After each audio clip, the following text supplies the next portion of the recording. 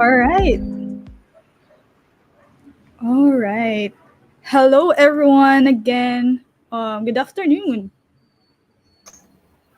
Alrighty, and welcome back to Women Techmakers International Women's Day Manila 2022.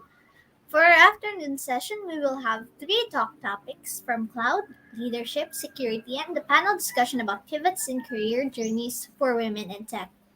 You can also view the schedule on our Bevy website. Just go to the link flashed on the screen or on bit.ly slash IWD-MNL-2022. Please keep your questions flowing in on the chats and show us some love on social media using the hashtags hashtag progress not perfection, hashtag IWD 2022, hashtag IWD Manila 2022, hashtag WTM Manila. We will be choosing two lucky winners for our WTM Manila swags from your posts, so make it spicy, make it witty, and make it creative. Like, share, and repost, folks. All right. Again, please be reminded of the social media contest mechanics.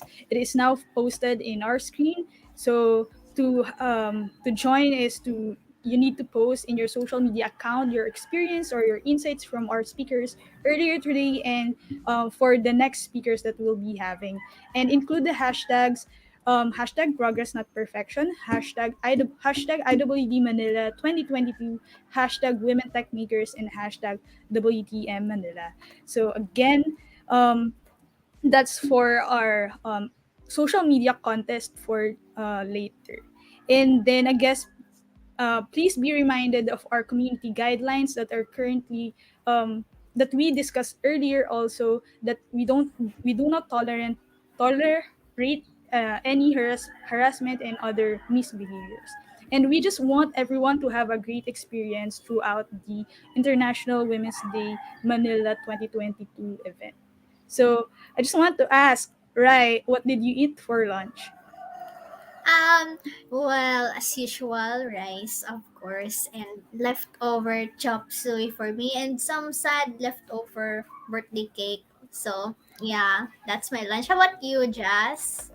Yeah, well, same here. Leftover foods from the breakfast earlier, but yeah, I think it's a good way then to refresh our minds and our body to learn more from our speakers today. So um, it seems like everybody is in good spirits, and I see more people joining the stream today, and I hope that everyone is energized because of the food that you ate earlier. And yeah, so for our part 2, bago tayo mag-start ng ating first talk session, we will be having an icebreaker, right? Yep, because now we're halfway through our celebration, and of course, we still have our wonderful lineup with us ready for the rest of the afternoon. So before everything gets started, so warm up muna tayo with wait, parang contradictory kasi warm up tapos icebreaker. So anyway, let's go! Let's go guys! Sali kayo sa ating icebreaker. Okay, so let us just pull out our mini icebreaker. Yan. So we'll be using Kahoot for today. The Um, classic. yes, the classic. Okay. So for our audience, live audience, you can now, log in into our Kahoot, kahoot.it, and then the game pin, it's 4509806, or you can just scan the QR code that is posted right now. And then if you enter the Kahoot, please enter your real name so that we can monitor who win our prizes for the game. Ayan, para mas madali din namin malaman. And ayan, kapag nanalo kayo later, you need to message us on our Facebook page, which is Women Tech Makers Manila. We'll be needing your details like name, email address, phone number. So, ayan. All right. Go on. I will wait for you to join the Kahoot session. And then for this game, ano ba yung at stake natin, Rai? All right. Oh, wait lang. Nawala yung reference ko for the prizes.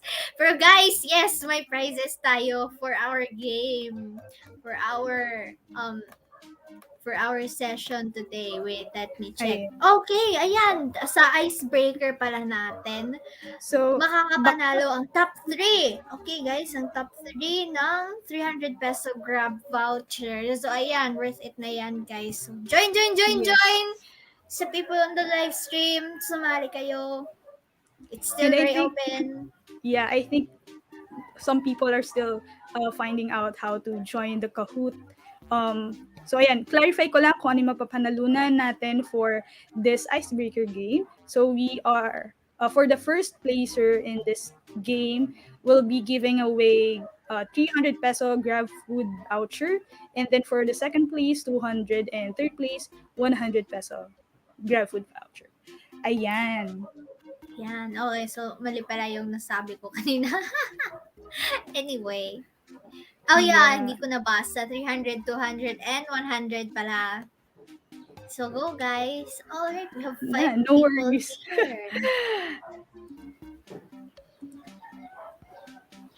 Yeah. 5 tao na. Wow. Okay. Napaka-enthusiastic.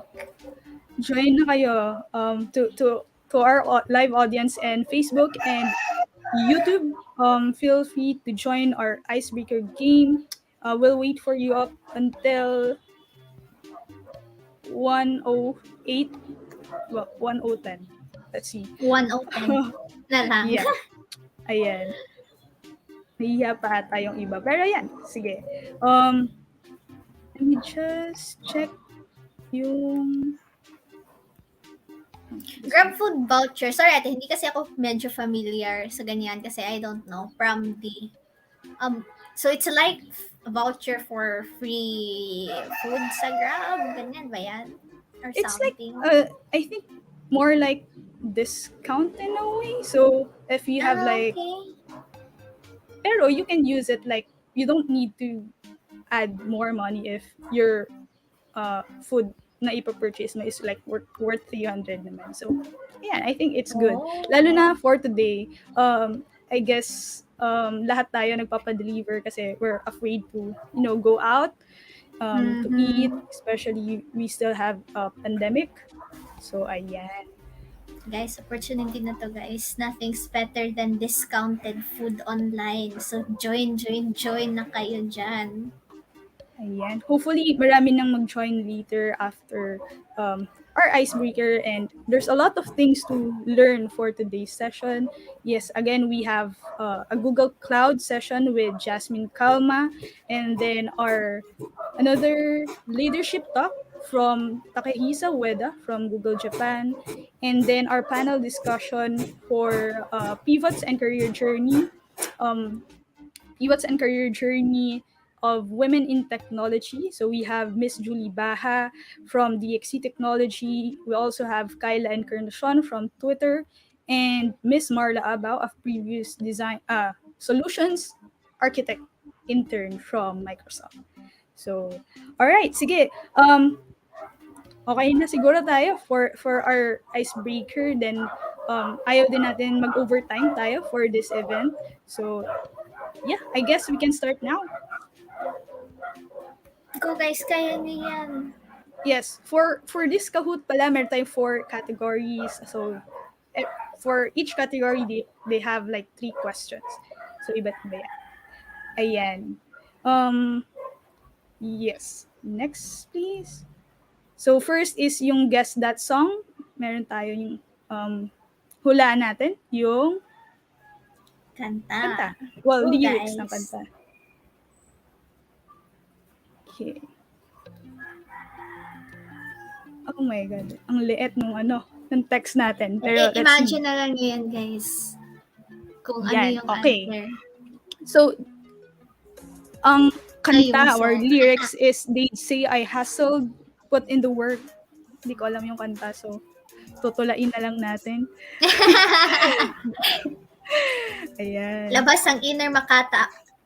Imagine Yes. nyo na lang yung song melody, guys. Kaya nyo yan. Use your imagination. All right, the correct answer for this one is The Man. I guess it's from Taylor. Yeah, Tama ba? I think it's Taylor Swift. Very Yan, cool. all And right. three people got it right. Yes. Woo! All right, sa ating Kahoot, ang nanguna po ay si Jania T. Awesome. Next for our guess that song is What Doesn't Kill You Makes You Ate, I Stronger. think familiar ka naman sa kanta na yan. So, kantahin mo na Yeah, lang para sample, di Pang-practice pwede. sa AMA karaoke session mamaya. Ayan, while we're discussing AMA, please join us later on our AMA session with our speakers and volunteers. So if you have any questions, you can ask it directly with our speakers, and it's your time then to network. Yes, guys. Okay, may nakasagot Oy, naman, stronger. stronger. Hala, nakulang na yung R. Grabe. Na-pressure na siya doon. Pero I think okay naman. Ayan, okay. Nagbago na po yung ranking natin. Nangunguna na si Daniel. Yay, kakambal ko ng pangalan. Go, guys. Yes. Another song is Say What You Want About Want Me. about me. Say What You Oh, Want okay. About Me. Parang rap. Charot lang. Oo nga eh. I am Awesome. who I am and I be who I be. Yeah, yo, break it down, yo. Say what you want about me. I'm perfectly imperfect. Go, guys. For other people, I guess you can still join our Kahoot game, icebreaker game. So the game pin is flash on the bottom side of the screen, which is 450-9806. Ayan. So ang correct answer is perfectly Ah, imperfect, and only one person got it right. grabe, All right. guys. Wow. So At nanguna bumalik si ulit si Jania Jan. sa top. Wow, grabe kang Yes. Jania, ha? Alam niya lahat ng song. Alright, sige. Next category tayo is Guess the Film. I hope na makuha niyo tong lahat. I guess, madali lang naman yung mga emoji na nalagay namin dito. Okay, next. Type answer ulit siya. So, easy naman yan. Make sure to have it correct spelling and stuff. Yes, guys, and it's also not case sensitive, so okay lang if Yeah. different caps yung gamitin nyo. Familiar. I wonder what kind of film that is. Not really I think I watched some clips pero the full movie itself, I haven't. Yan. So, ang sagot Grabe, is galing Legally blonde. Blonde. And isa At lang isa yung lang. nakakuha. Amazing. Masyado bang mahirap? Ay, wow, grabe. Ang competitive naman ni Jenia. Go, Yes. Jenia. Alright. Next is on our Guess the Film. Ayan. Ito, madali lang to. For sure. I guess everyone can answer. Queen Things.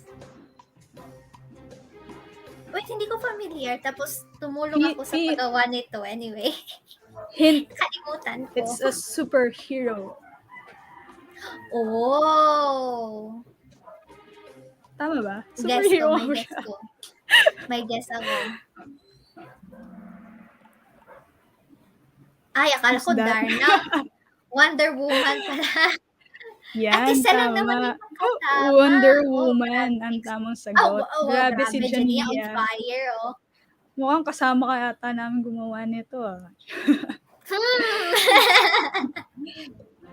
Okay. Last for this category, we have like what kind of emoji is that? A flower, a sword, and a person, and a dragon. What do you think it is? Dragon Ball ang answer, guys. Charot. Hindi. Pero mostly the films here feature strong, independent Yes. women. Since Kaya, we're ayan. celebrating International Women's Month. Women's Day. Oh yeah, month pala. Sorry. At Okay, isa lang isa naman yung lang. naka-check. No, I Huhulaan feel ko. like Si Jania ba parang to? nawala. Parang nawala yung ibang tao. Nasaan niya yung iba, guys? Ay. Feeling ko yung the next category, a lot of people can answer na kasi it's multiple choice and true or false. Ayan, habol tayo, kaya pa yan. Guys, may We're out, redemption arc pa. yes, 11 Kaya out niya yan. of 17. Ay, 17. I think 12 questions na yan. So, ayan. The first, yung ano natin is, the first female programmer in the history of computer science is Ada Lovelace. Is it true or false? Na parang false. Ayan. Ay, true pala. Hala. True. Kung saya Tama. ko, Si hindi ko Ada alaman. Joke Lovelace lang. ang Ayan. Okay, humahabol na yung iba nating participants. Good job. Alright, next in our true or false, the word bug in computer programming was first coined by Grace Hopper when she found out that there was a missing semicolon on her computer program that caused the computer to crash. True or false? So it's false. Yes. Because a bug actually came from an actual bug that got stuck in the computer. Hindi semicolon, guys. I know most programmers na nandito, grabe. Yung semicolon talaga, parang, Yeah. All right. Next. kakagigil. Next on our question, the Google Cloud Platform or GCP is a platform that delivers over 90 information technology services, aka products. Ayan, is it true or false? Ayan, later our first speaker for this afternoon session will be talking about GCP. So if you're interested on diving into Google Cloud, so it's your time to ask and learn a lot from Jazmine Calmo, one of our WTM ambassadors here in the Philippines. All right, next on our game is guess the logo. Yan. Madali lang to kasi meron tayong multiple choice. All right, next. So guess the logo. Ayan. What logo is this? Is it Google Lens, Google Photos, Google Camera, or Google Meet? Familiar. I always Or use parang this one. hindi. Yeah, actually, hindi ako familiar nito eh. Okay. Google Lens pala. Yeah, that's Google Lens. If you want to scan a QR or a product, then Google Lens is the key.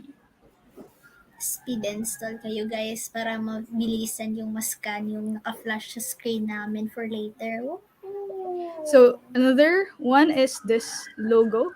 Was it Google Books, Google Translate, Google Keyboard, or Google Assistant? Yan. Apat yung nakakuha ng correct answers. That's Google Translate. And since Japanese characters yung kanina, meron din tayong speaker coming from Japan. Alright guys, look forward to that. Ooh. And last, last but not the question least. na. So you need to type the answer for this one. This is very helpful na application, a Google product, if you're interested into home tech, parang ganun. So that's Google the hint. Bahay. Charot. Google Bahay. Kasi hindi na affordable yung housing Google Home, yun. Google Drive, Home and Drive. Yes, ang tamang sagot is Google Home. Pero wala nang nakakuha ng correct answer. Okay, sige. So sad. Who's the winner for our Guess IWD ko. Manila? So we have Daniel for third place, si JR for second place, and of course, was it Jania T. Jania! Congratulations. Congrats So sa for winners! yes, for our winners, kindly message us on our Facebook page, which is WTM Manila, and provide your name, the contact number, and contact number. I guess that will work, and email address. So congratulations again, and for our volunteers, please do record the names that was who won this game and para meron din tayong data for later. Okay, thank you so much everyone for participating Thank you, in thank our you. short icebreaker Napaka-exciting. game. Wow. And yeah, we're kind of 5 minutes late, but we are now here in this time of the day that we will introduce our first speaker for the afternoon. Okay, so was it you, right, to introduce our speaker? Oh yeah, okay, sure. All right. So I hope everybody is have been energized, warm up na, and ready to learn again from our amazing set of speakers for this afternoon. It's my pleasure to introduce to you our first speaker, Jazmine Calma. She's a computer engineering graduate from the Asia Pacific College, and she trained in Google's Women Developers Academy. She's also a co-organizer and Women Techmakers ambassador from GDG Cloud Manila. Today, she will share her knowledge on how you can get into the Google Cloud platform. So, without further ado, over to you, Jasmine. Okay. Sige, wait lang ha. Okay, game. So, hi everyone. I hope masarap ang ulam niyo today because you are going to learn about Google Cloud. So, proper introduction lang, like brief introduction. I am Jasmine Claire C. Calma, co-organizer and Women Tech Maker Ambassador of GDG Cloud Manila. I am also a quality assurance engineer for Colabor Group Incorporated, a cloud first solutions provider. My cloud journey started when I joined GDG Cloud Manila last 2019 as a volunteer for their event in BGC.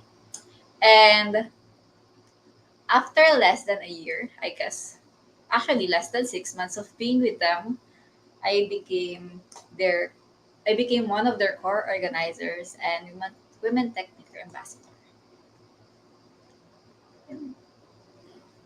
So, to set your expectations, we will be talking about the following. First, what is cloud computing? So, what are the different types of cloud deployments? What are the benefits of going cloud? Next is who is JDG Cloud Manila? And lastly, what is a study champ? This wasn't included in the agenda, but if time permits, we will have a live hands-on activity on GCP Essentials. But if we're short on time, I will be giving you a quick labs code wherein you must be able to do the first activity, which is GCP Essentials, to be able to have a 30-day free access on quick labs. Okay, let's proceed with what is cloud computing. So, in simplest terms, cloud computing means delivering services such as storage, servers, software over the internet. The primary goal of cloud computing is to provide easy, scalable access to computing resources and IT services. It is comparable to renting an office space in a flexible contract or buying a pizza. So, renting an office space in a flexible contract because you only pay per square meter. It means if you need more space, you can get more rooms and you'll pay for the extra. So, in essence, this is cheaper than if you bought your own land or if you bought your own building. And it is also comparable with getting a pizza because um, pizza as a service is a concept that was originally published by Albert Barron at IBM. And he stated that choosing what kind of cloud service to avail is similar to how to get a pizza. So, for example, you want to get a pizza but you don't know in what manner you're going to acquire it. So, first is that you can shop for the ingredients, like setting up and making a grocery list. It is comparable to setting up and maintaining your own computing infrastructure. Another choice on getting a pizza is buying a pre-made pizza, which is similar to software as a which is similar to infrastructure as a service. You get a cloud service provider for providing and maintaining your infrastructure, but you're in charge of the operating system, data, and applications. Okay. Next is having your pizza delivered. That is also one way of getting a pizza. And it is comparable to platform as a service. It means that in platform as a service, the cloud service provider sets everything up for deployment, but you still need to manage your application and data. Lastly, going to the pizza parlor is similar to software as a service, wherein we just use the application the cloud provider provides, and they're the one who maintains the infrastructure and all the application related stuff. Next, what are the four different models of what are the four different cloud deployment models? First is public cloud. Um, it means services are available to any subscriber. Uh, it is hosted on a provider equipment, and then the data resides in the provider's data center. So it's reduced local space and reduced local energy consumption, and it requires less IT expertise. So an example of public cloud services is Google Docs, Google Drive, and Gmail. Second is private cloud. Um, in private cloud, the IT services are hosted on equipment owned by a private organization, uh, and it is only available to users within the organization.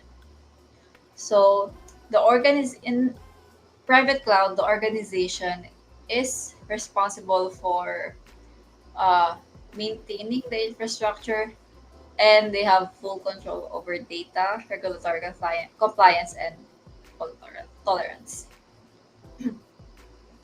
Um, third is community cloud. Community cloud pulls computing resources to serve organizations with common needs, and it has fast access to an application or data. Last is hybrid cloud. It can be a combination of an on-premise IT service. On-premise means the servers are within the organization's reach, like they can easily access the servers, and it's not in the cloud. Or it could be wait. Then in addition to having an on-premise IT services, it is combined with a cloud provider. And being and having a hybrid cloud model means that you can keep confidential information secured on the private cloud or in your on-prem servers, and the customer facing content is on a public cloud. So that's what hybrid cloud means. It is a combination of different cloud deployment models, but you can also combine it with on-prem services. Next is what are the benefits of going cloud? Um, in essence, going cloud means you can easily customize it according to your needs. First, it is flexible and scalable. So you can easily increase its power, capacity, and bandwidth depending on your needs. Next is it's cost effective. You only pay for what you use, and your capital expenses can be converted to operating expenses, meaning your capital expenses, which includes funds for procuring infrastructure or equipment, can be used to us to pay for the operating expenses, which is related to the expenses that is required when running a cloud solution. Next is mobility. It means that it is accessible anywhere as long as there's network connectivity and you have been granted access by your organization. Next is it's secure. Um, Most cloud providers ensure that security protocols and infrastructure are constantly analyzed and updated to address new threats. Okay.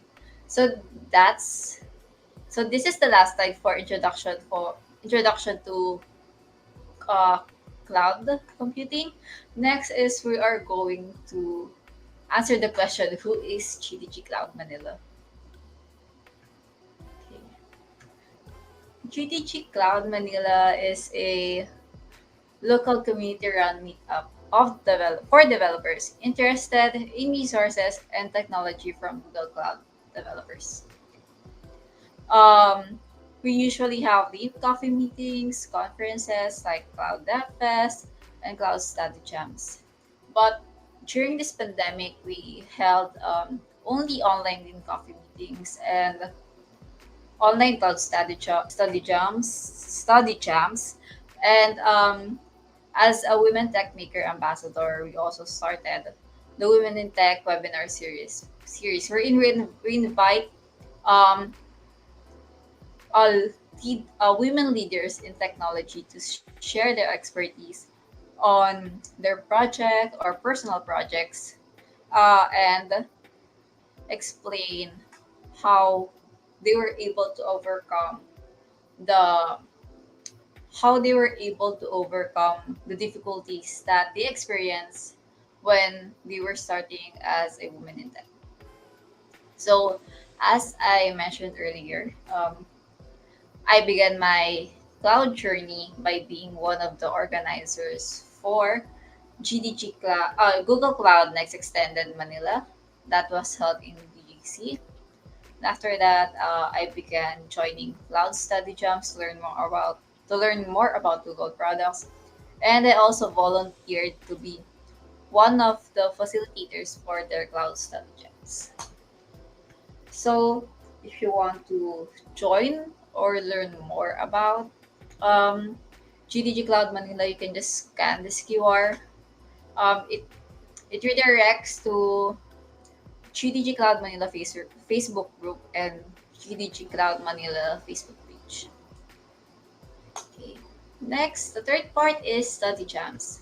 So, what is a study jam? So, a study jam is a community event wherein um, we learn uh, we learn how to hone our skills in terms of Google products, and of course we all we also invite developers or expert developers to help with answering questions and to like give the participants more knowledge on a specific Google Cloud product or Google product. So why do we run a study jam? So with Cloud Study Jam, we are giving community members the opportunity to learn the fundamental tools and capabilities of Google Cloud. So they can share their experiences and solve hands-on problem together. So as I mentioned, attendees will have a free access to hands-on labs via quick labs. Um, but before they get their free access, they need to finish a specific task first, which is in this case GCP essentials. So Aside from infrastructure, there are also different types of different tracks, which is machine learning, BigQuery, certification, paths, and Kubernetes. So for today, we will be focusing on infrastructure study jam, namely GCP Essentials. So under GCP Essentials, we will be having a tour of Quick Labs and the Google Cloud Platform. So we will also be able to learn how to create a virtual machine, getting started with Cloud Shell and G Cloud, a quick start on Kubernetes engine, how to set up network and load balancers, and HECP 101. So without further ado, since we have extra time, let's have a quick run through on the set on Cloud Study Jam, which is about GCP Essentials. Okay. So I am going to share a different screen. So, but before I do that, um, please go to this link bit.ly/IWD 2022 CSJ. So it is recommended that you open this link in an incognito tab because um,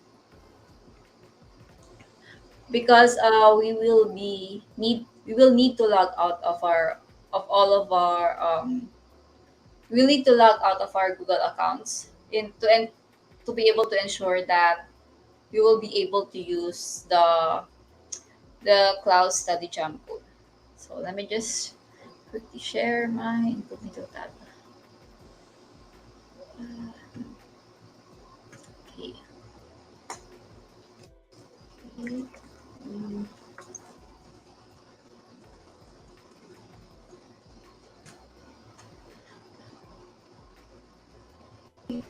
So, uh,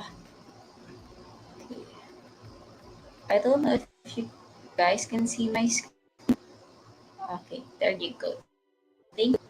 So, for today's session, we will be okay.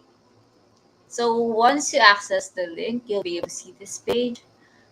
So, since I mentioned we will be um, doing GCP Essentials, let's look for the GCP Essentials logo. So, it is under Infrastructure and Architecture. And then, click Enroll on GCP Essentials. Enroll. Okay. On After you click GCP Essentials, you will be asked to enter a code. And I will be sharing the code to you now as soon as I finish this captcha.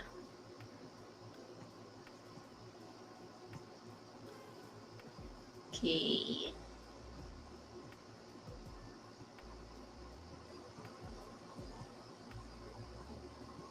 Oh no. Hmm. Oh. Okay. Okay.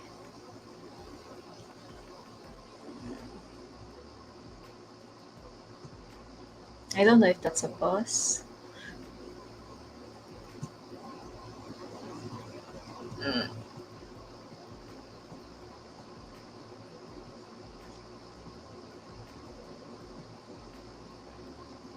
Oh no.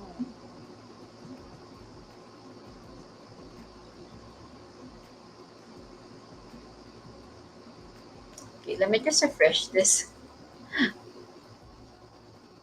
Okay, I'm not a robot. Okay, bus, bus.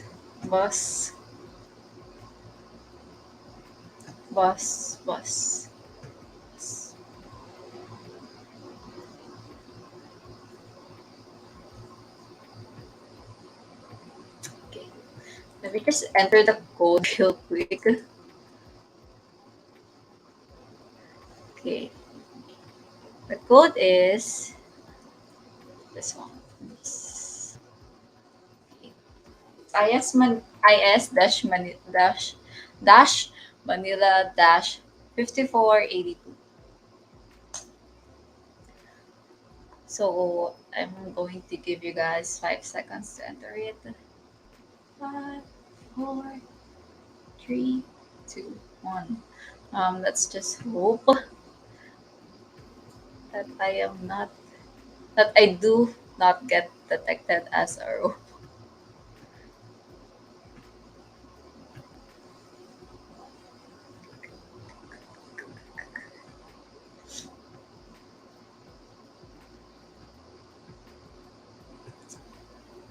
Okay, if all else fails, I am going to open this in a non-incognito tab and just log out all of my personal accounts.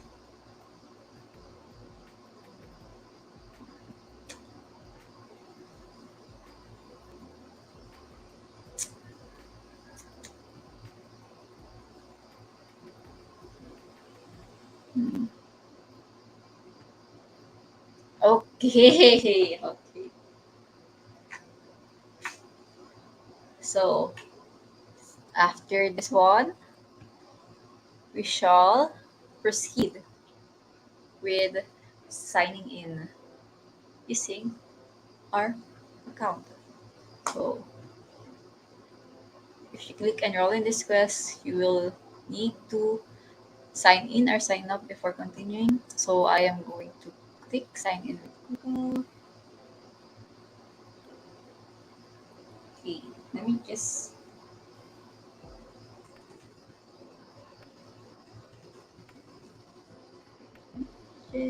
share my screen.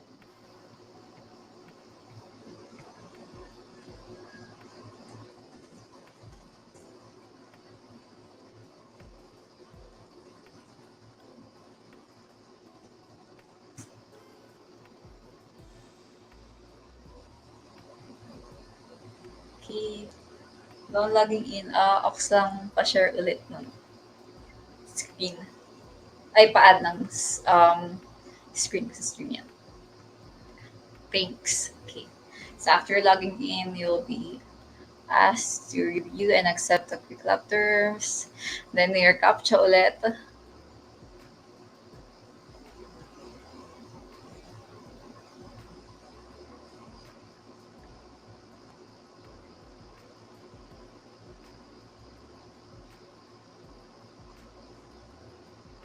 Oh no. Ay, shucks.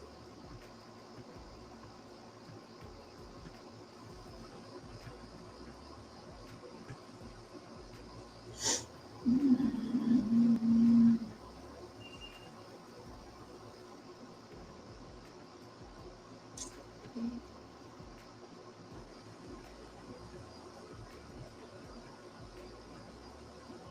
Okay, hindi tayo robot for today's video.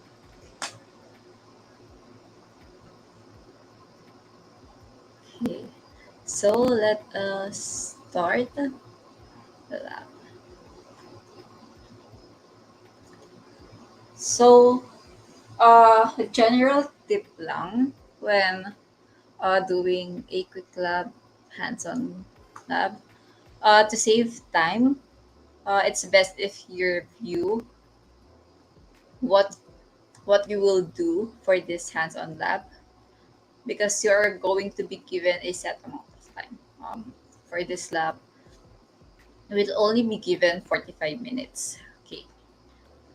And as in addition to doing a hands-on lab sometimes may Q&A then, and then minsan then they will be requiring you to do a specific task and they will check it. Kasi, for example, if I start this lab, I will be given a set of credentials that I will use. Oh wait, crosswalks pala, sorry.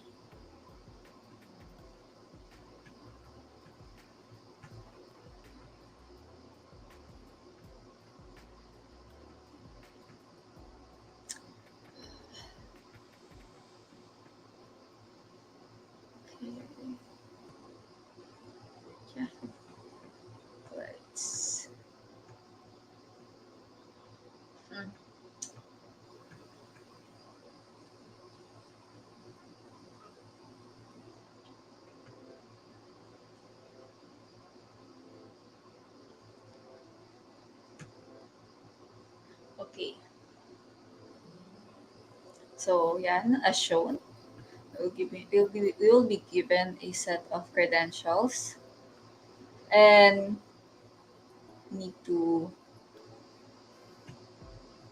uh, and we shouldn't deviate from the lab instructions because there is a possibility that um, Google might lock this account kasi it is kasi not following directions basically. Yan. So accept.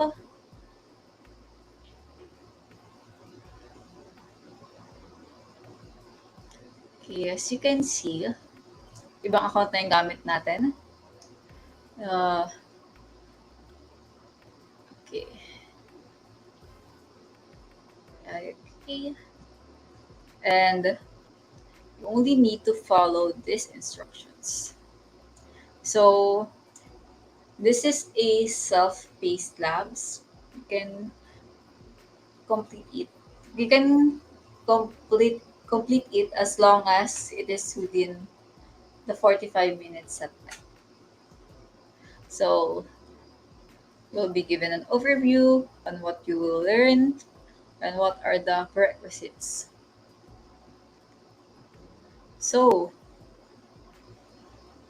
um, since this is a tour of Google Cloud Hands-on Labs, uh, the actions that we did earlier is already part of this activity. And if, for example, this wasn't done under a study jam, the price of a lab is usually 1 credit, which is equivalent to $1. So again, there's a specific amount of time wherein you have to complete a lab. For this lab, you need to complete it within 45 minutes. So I will be um, since we don't have enough time, let's just answer this, test your understanding, and then you can do it in your own pace. Just a reminder that you need to complete the GCP Essentials task within this day to be able to get a 30-day free access on QuickLabs. So, first question is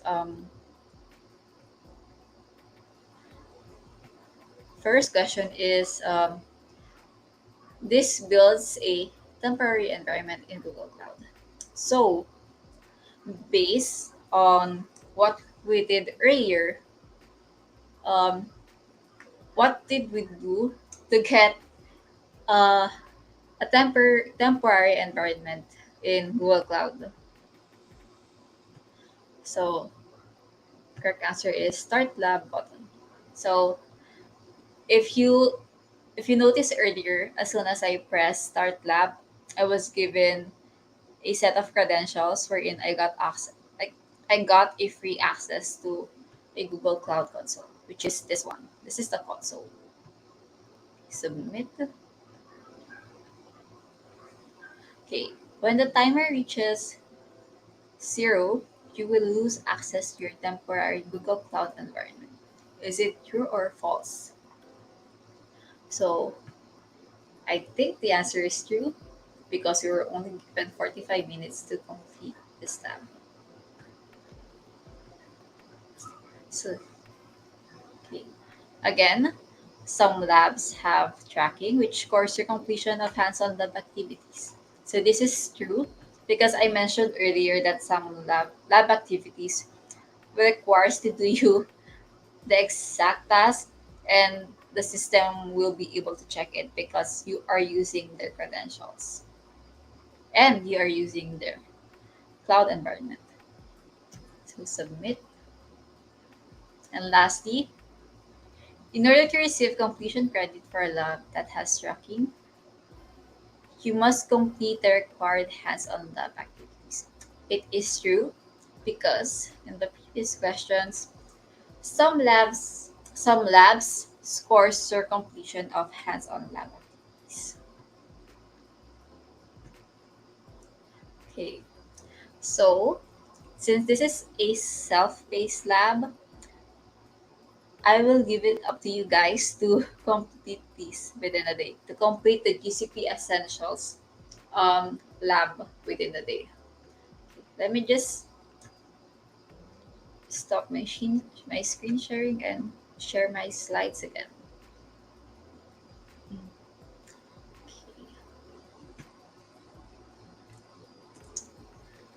Mhm. Share screen.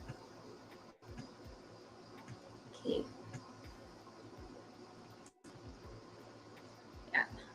So that concludes my talk about Google Cloud, or an introduction to Google Cloud. If you have any questions or any concerns about the lab that I semi demonstrated earlier, feel free to message me on my social media accounts, which is in that Linktree link. You can also scan my Linktree QR. Um, so we can have a quick Q&A before I hand it back, hand this back to the organizers. Thank you.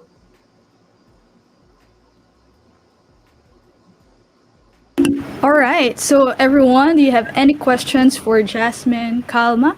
Um, any questions regarding Google Cloud? How can you start?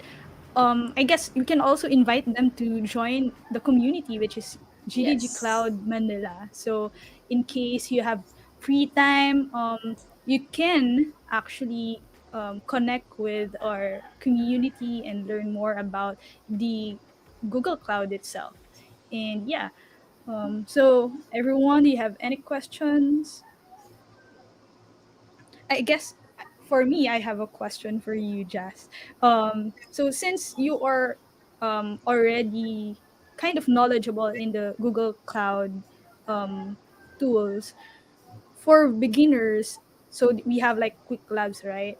Mm-mm. What do you think are the skills that we need before diving into the quick labs? That do we need to have like basic knowledge in coding or something IT related? Based on my experience, knowledge, being knowledgeable when it comes to coding isn't necessary. Necessary.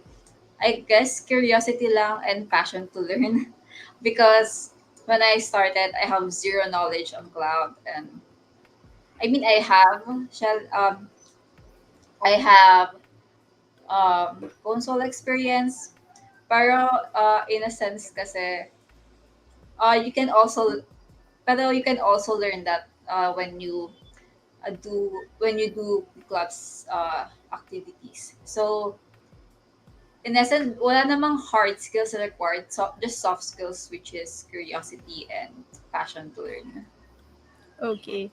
Another one question coming from me is that what are the career paths for people who will take the quick clubs session, or yeah, quick clubs? Um, there are actually a lot of tracks in Quick Labs. There's machine learning, infrastructure, big data. So having access to Quick Labs gives you the privilege to choose your own track. So for example, ako, I'm really into infrastructure.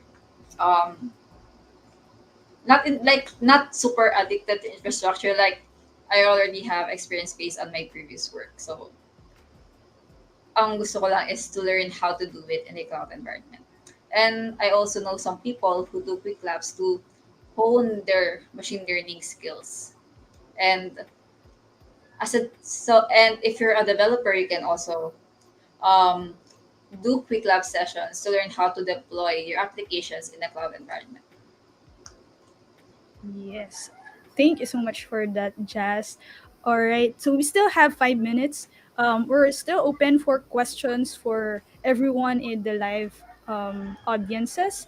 And yeah, I guess one of the topics later is on pivots and career journeys, and I guess one of the not so heard of, about in the tech world is like in the Google Cloud um, career path. So I guess this is a right time for us to introduce a lot of people who are really passionate in entering the tech industry. That you are, Google Cloud space is open for any professionals or talents that want to enter the field.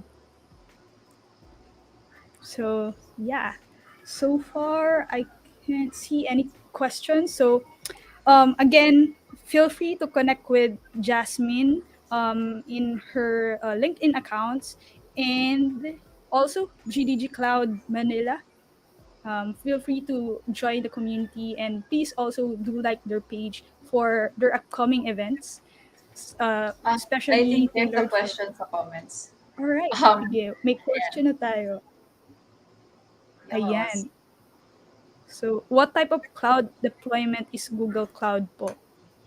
It depends kasi Google wait lang. Okay, okay lang mag-share ulit ako ng screen. Sure, sure. Okay, let's go back to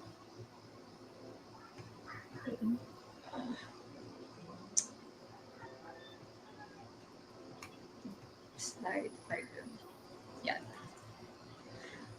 So, with Google Cloud, you'll be able to choose a cloud deployment based on your need.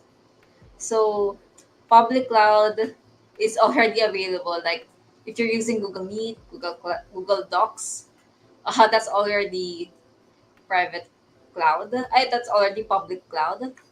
Private cloud naman is, for example, you use Google Cloud within your organization. Like for example, you use it as a test environment for the applications that you are developing. You can also use Google Cloud for that. Then community cloud is making a certain type of service available to the public. And then lastly is hybrid cloud. You can combine Google Cloud with your on-prem IT service, or you can use Google Cloud to combine both private and public cloud. Like for example, yung data nyo is within a private cloud that is not customer facing, and then yung public cloud yung customer facing. So there's no one answer for what type of cloud deployment is Google Cloud. So yeah, thank you for that question. So, we have another one here coming from one of our volunteers also. So, what are the prerequisites in starting a similar community for other areas or platforms for the labs? Where can connect with the community near, or where she can connect the community near her? Um, if you are able to access Bevy, the one that's provided by Women Techmakers Manila, you'll be able to search a community there that suits your needs. Kasi for now, we have GTG Manila and GTG Cloud Manila. So, uh, di ba just GTG Manila, ano siya, parang all around, Yes. all around the learning on Google products. Then for GDG Cloud Manila kasi, we only focus on Google Cloud products. So, in terms of prerequisites kasi, um, okay, okay, I I am not knowledgeable if there's a community for GDG machine learning or something, but yes. But if you want to learn more about like starting a GDG community, you can like freely ask GDG Manila or GDG Cloud Manila on how they started. Because for now, yun lang yung dalawang na, yun lang yung two types of groups na alam ko, GDG and GDG Cloud. Kasi um yun yung na-search. I mean, di naman na-search. I mean, yun lang yung alam ko based on Bevy and based on the GDG community website. Ayun. Okay. Thank you for All your right. question. So, I hope I was able to answer it. Then, all right. So there's another question here. What are other possible resources for learning Google Cloud aside from Quick Labs? um, of course, there's YouTube. There are few resource free videos there. If you have the budget, you can use Coursera and Udemy to learn Google Cloud.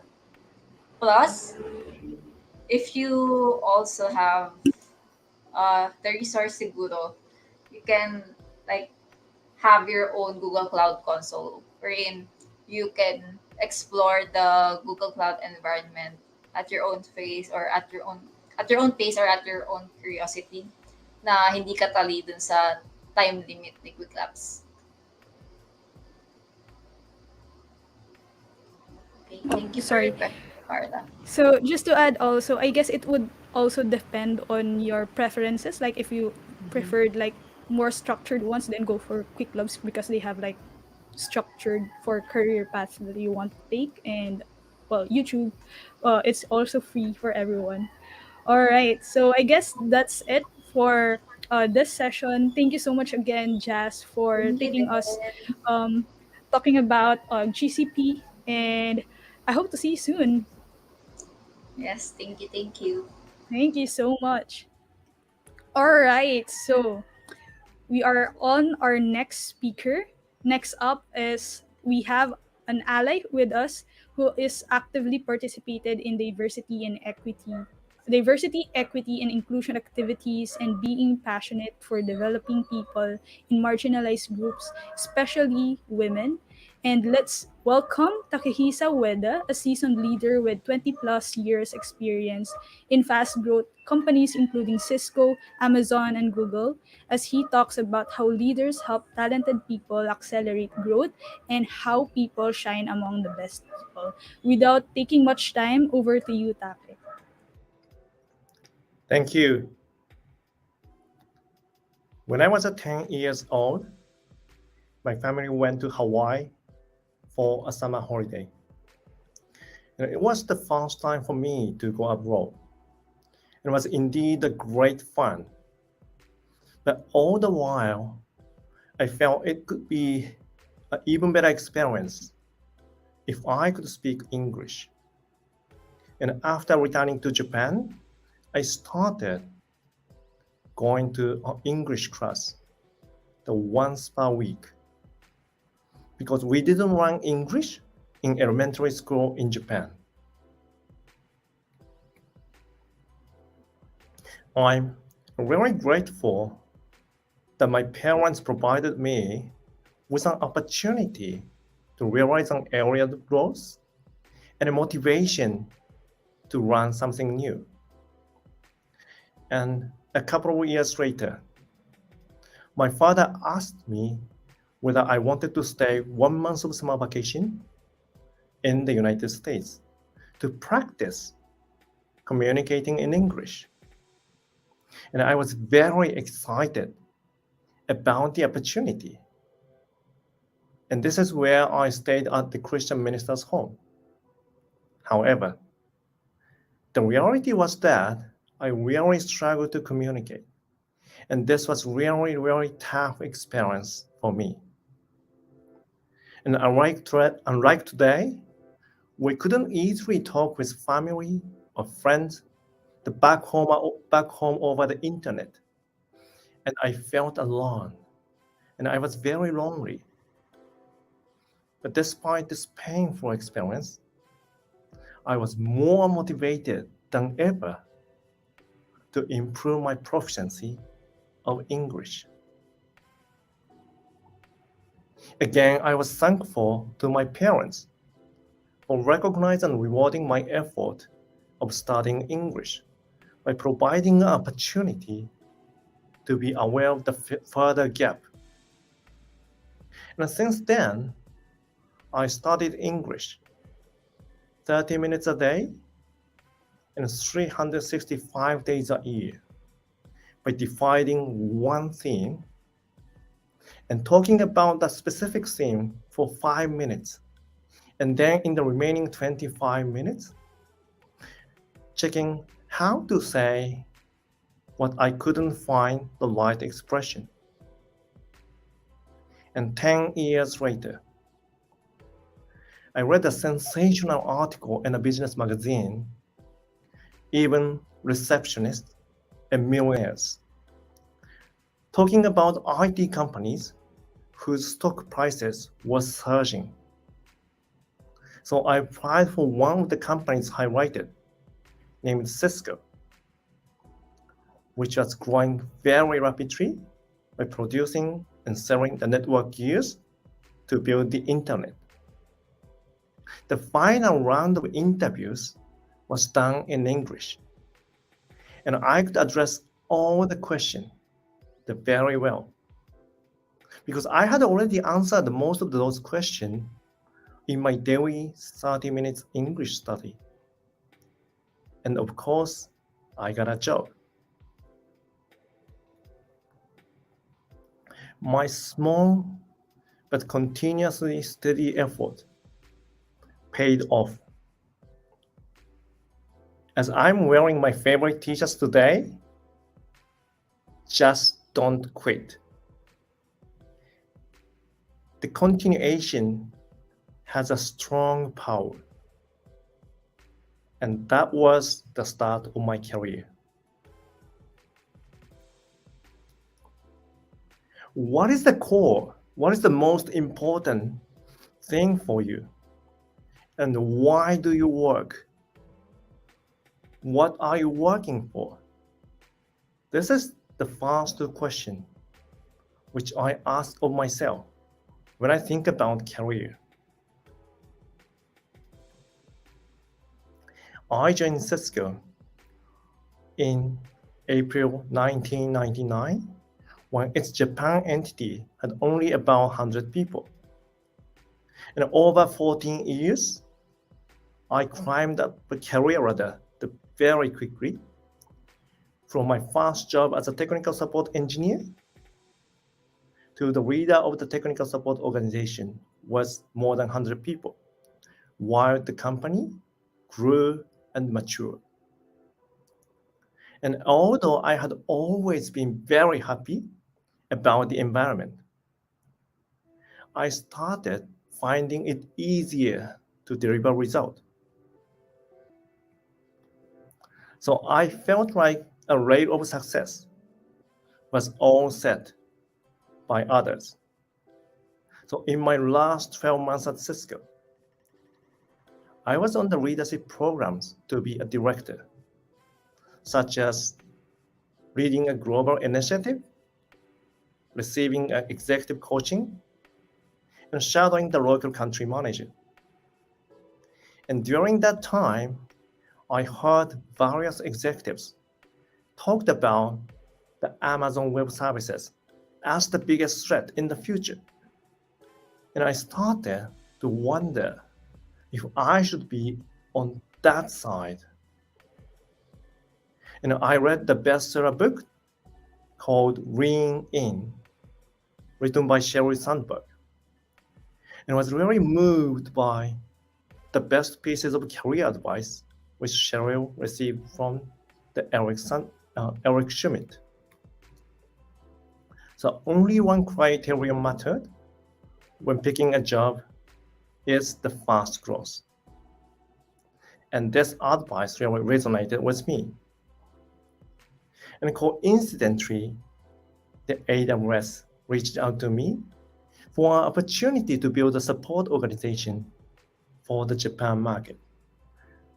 So I applied for the role and got the job. And soon after joining AWS, I found it not really easy to adapt to a new environment after working in one company for such a long time. And I needed to build relationships and trust and learn many new things and understand and demonstrate leadership expected in a different culture. And although I was uncomfortable, especially in the first year, I really enjoyed every day because I could certainly feel I was growing through overcoming the various challenges which I never experienced. I was persuaded that the Eric's career advice of working in a fast-growing company is indeed important for self-development and career progression. While the AWS business grew rapidly, the operations were getting mature, and hence I started thinking about the next career step to avoid the same situation of staying at the same environment too long. And around that time, the Google Cloud just launched the Tokyo region to drive business in Asia and Japan, and reached out to me for an opportunity to build and scale our services. And I was very excited about the opportunity, which would help expand my expertise to the consulting services while being able to leverage my past experience with the technical support.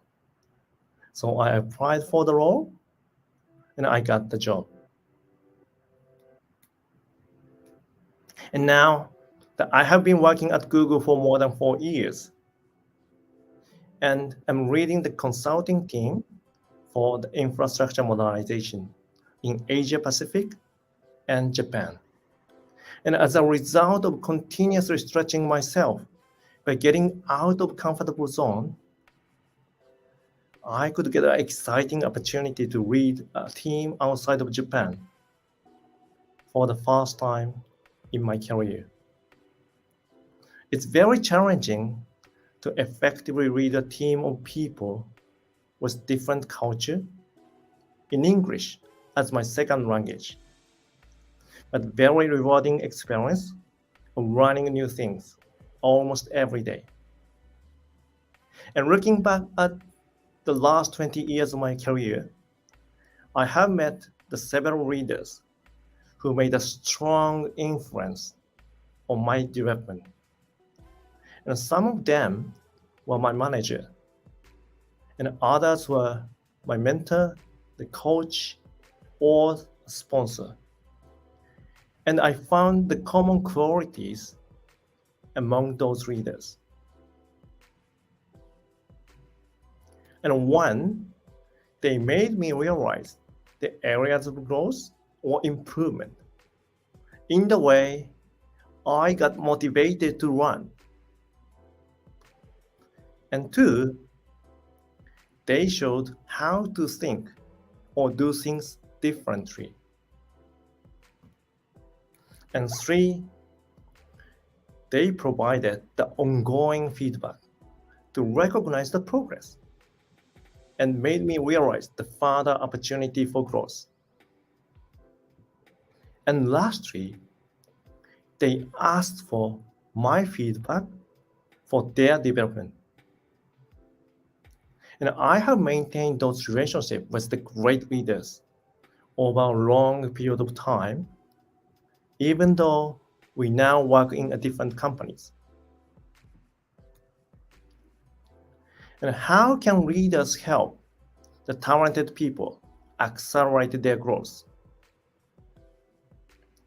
And personally, I'm very passionate about developing people in the underrepresented groups, particularly female talents, because lower female representation is an obvious problem to solve in Japan, across Asia, and indeed in the high-tech industry. And earlier in my career, a female engineer requested a one-on-one meeting and asked for my advice on how to reach the next job level. And I knew that she had worked very hard, but at the same time found not spending her energy in the right places to deliver impacts. So we started a mentoring relationship with a goal of achieving a promotion in the 12 months. And she was very vocally self-critical, and at the same time, very open to feedback, and allowing her to quickly act on my advice. And I really enjoy seeing her dramatically improve performance and behavior. And I felt very happy when she actually got promoted. The feeling was like I was promoted. So my first mentee made me realize my passion for developing people. And since then, I have set my own goal to mentor at least 2 people every year. But it's very rare that someone proactively comes to me and asks for support.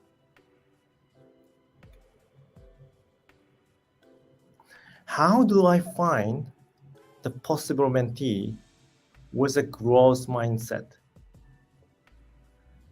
The one thing which I do now is when I observe someone present in the meeting or training, I try to provide a quick feedback with one positive and one constructive feedback and see how that person reacts to my feedback. What I have seen is that those who have willingness to learn and grow want to know more about feedback and ask for a follow-up conversation. And when I meet the person, I try to know her development and career goals and any challenges to achieve the goals and anything which I could help overcome or help elevate the impact. And having a mentoring relationship is a significant investment of time on both sides. Hence, we should start it only when the both think it's meaningful to achieve a specific objective. And in most cases, I encourage mentees to set a promotion as the objective because it immediately identifies gaps between today and the future, around performance, around behavior, and exposure or visibility to the right audience. Over a period of time in the mentoring relationship, I focus on only 3 things to help achieve the goal. And 1, facilitate opportunities to stretch and expose. Encourage to take some risk of failure and learn from failure to grow. And 2, remember feedback I provided in the past and continuously recognize the progress to keep mentees motivated through small success. And 3, show how I do things differently and the better ways of doing things. I may not always be better than the mentees, but at least can give or the broader viewpoints. And as I build trust through the mentoring relationships, I start asking for feedback on myself too. And initially, the most people tend to feel hesitant to provide senior people with the feedback, particularly the constructive one. But I think it's a critical skill to give balanced feedback and provide the constructive feedback in the way a person appreciates and wants to act on it. The more senior we become, the less feedback we receive. So it's a great reward of having a mentoring relationship. If we start receiving feedback, which help us locate the blind spot.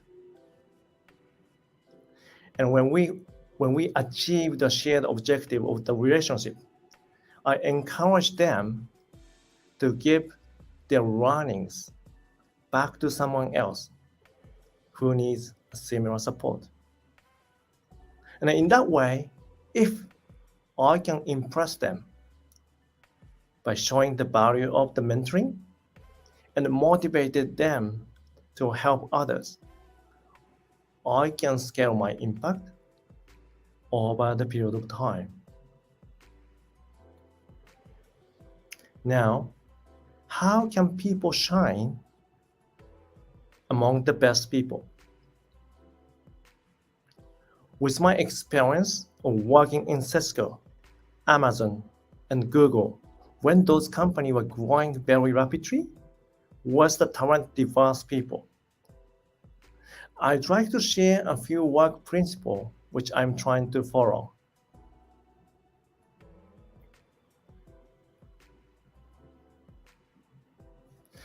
One, have my own reason for every single action and be prepared to explain why. For example, if someone asks me why I use a specific word in my speech today, I have the reason. By having the clear reason, I can improve myself when I receive any feedback. It doesn't mean I always accept feedback, but at least receive feedback, appreciate, and think about whether I actually change my behavior or not. And the reason helps me decide. And two, measure and understand my own performance today, particularly for things which I repeatedly and periodically do in my work to continuously improve toward the best possible performance. For example, I interview many people in my job and write interview notes on the candidate's performance. And I took 27 minutes to write one feedback for one 45 minutes interview at the very beginning. But now I need only 15 minutes. And in that way, I increase my productivity and get more time to do more, something else. And three, don't compare with others, but with my aspirational goals. And focus on things which I can control. I sometimes hear other people say, I should be performing better than someone else, or I should be promoted if someone is in a higher job level than me. Such behavior just creates negativity and doesn't contribute to any positive outcomes. Instead, if we want to achieve a goal, we should focus on identifying gaps, building an action plan, and asking for any support. Like myself, the people may be motivated to support others, but not necessarily get connected with you. If you proactively ask for other support, you will get a higher chance of success. What is the core? What is the most important thing for you? Why do you work? What are you working for? Take time to think about your career journey. It's great if you get motivated to start any action from today. Not tomorrow, today.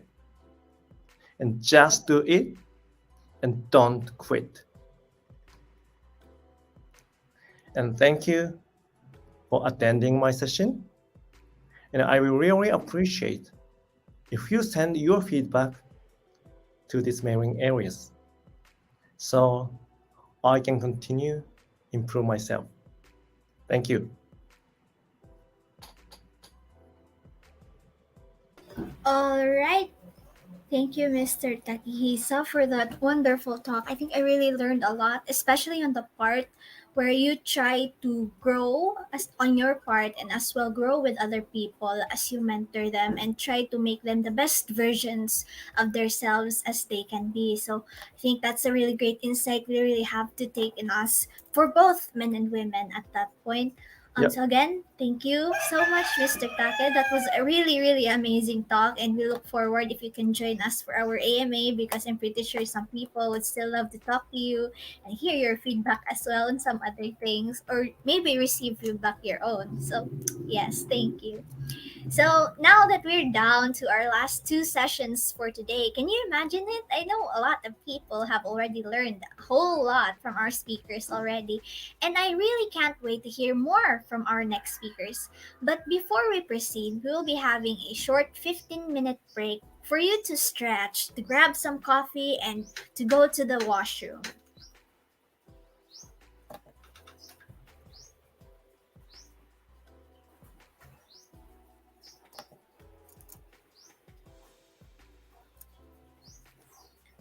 Ate Jess, you're not audible. All right. Hello, Okay, hello. cool, cool. Okay, so again, if you have any questions for Sir Take, please comment your question on our comment section, and then also we are inviting everyone for our AME session later. So we'll be flashing here on our registration for the AME session. That will be after our last topic, which is Ms. Zelle. That's 4:30 p.m. PhD on Google Meet, so you can ask directly your question with the speakers that we have for today. Again, before we have our short break, like 15-minute break, will be again, we're announcing that we are raffling away Grab Food vouchers and WTM Manila swags. And for you to qualify on these prizes, you have to attend our IWD Manila 2022 morning and or afternoon session and completely fill out the event feedback form. So we are also flashing below the link for our feedback form from earlier, which is the morning session. So feel free to go and um, answer the feedback form. So I'm going to be sharing here on our screen the link. So that's our link for the morning session and the afternoon session. So for afternoon session, there's two more speakers lined up. So please wait for the last two session before filling out the afternoon session form. Okay. Um, yeah, I guess you have 15-minute break for today before Yeah, we and proceed. before that, we'd also like to thank our community partners PWA Pilipinas, Women in AI Philippines, and Google Developer Student Club Holy Angel University. This event would not be possible without GDG Manila, of course, GDG Cloud Manila, and our very own WTM Manila volunteers. Yes, thank you so much again for tuning. So we'll be back after 15 minutes. So go grab some coffee. I know that you're excited for our next session, which is our panel discussion and a talk session for security from Ms. Zelle Cuevas. So, yes. Are you excited for that, Yay! Rai? Of course! Mag-stretching muna ako dito kasi grabe, ang sakit na ng puwet ko, sorry. Can Kasi I can kanina I lang also ako kanina can lang ako I nakaupo also dito. ask? Yes, that's Sure. true. Sure. Can I also ask what are your insights so far in our, um, event for today? What insight that is, tumatak talaga sa'yo and nag-reflect na parang, I really need this words from the speakers to pursue more and achieve more of our activities in our lives.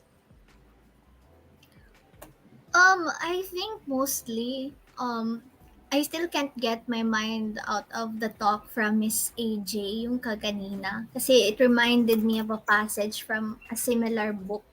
Like how women sort of underappreciate themselves in their efforts like that. Like I think the book was A Different Voice by I forgot the author, but the book was called A Different Voice, and how women are like biologically set up to place others before themselves. Because if you compare women to men, and there's this more caring, empathetic side to women who's like more closer to those who are near her. And it's like, when you think about it, they place the well-being of others first aside from themselves. And maybe that's also part of why some women wouldn't like to take some other career opportunities. Because what if that person is actually better than me, and what if he does a way better job and does way better services than me, and like that. So there are those constant doubts. And even now, as a student, I'm still not in the workforce or anything, but as a student, yeah, it's a common struggle, especially in our class, where women are kind of lesser than men in some way or another, though it's just a close number, but still women are still lesser than men in our class. So yeah. How about you, Ate? Yes. What have you gotten so far from the talk? Yes. I guess a lot of our talks today really talks about how can we improve ourselves, like personal development as well as career development. And I guess from Miss Janice's talk, like cultivating confidence, and then moving to our next topic, which is asking question, para talaga siyang we're having like conversation na talagang magsisync sa atin. Kasi from the cultivating confidence, we are like experiencing imposter syndrome, and then also aside from that, kaya natin siya na-feel because we're like afraid to ask questions when it comes to our work field or in our everyday lives. Like, pag tatanong lang tayo, okay ba yung ginawa ko? Or, Mm-mm. okay lang ba na ganito, ganyan. But I guess having that courage to, ask away, and then and reflecting on our own achievements and our strengths, it can lead us to a different field, which is kind of relatable to Kavika's talk, which is cybersecurity. Not a lot of women are in that field, and that step of just being curious and going and deeping dive on that career path is a great way for us to lift ourselves. And ayan, parang similar to Jazmine then, that she is part of a Google Cloud naman na area, which is kind of amazing to think about kasi hindi natin talaga siya maisip na meron palang career path for Google Cloud. We have also like cybersecurity, not just like developers and engineers stuff. And lastly, yung kay Take naman, that na he's talking about yung experience niya, like he doesn't speak English well before, and then yung progress niya, right? Ngayon nagto-talk na siya sa atin, and also helping other people improve, especially yung mga since nag-lead na siya ng mga team and other people, he helps those people be ready on the next role and other achievements and accomplishment that they will achieve. Ayan, okay. We still have 10 minutes. So, we'll be right back again. We'll have to take a break also, and then we'll be back at around 2:45. If I'm right, 2:45 is our panel discussion, but maybe we can start early since all of our speakers are already here. And I guess the discussion later would be interesting. And I want to, tackle a lot of questions. And I know marami tayong malalaman, especially for our speakers' experiences. Ayan. All right. See you Yeah, later. definitely looking forward to it. Yes. Okay. See you later, right? See you later, Ate. Sa backstage, I don't know.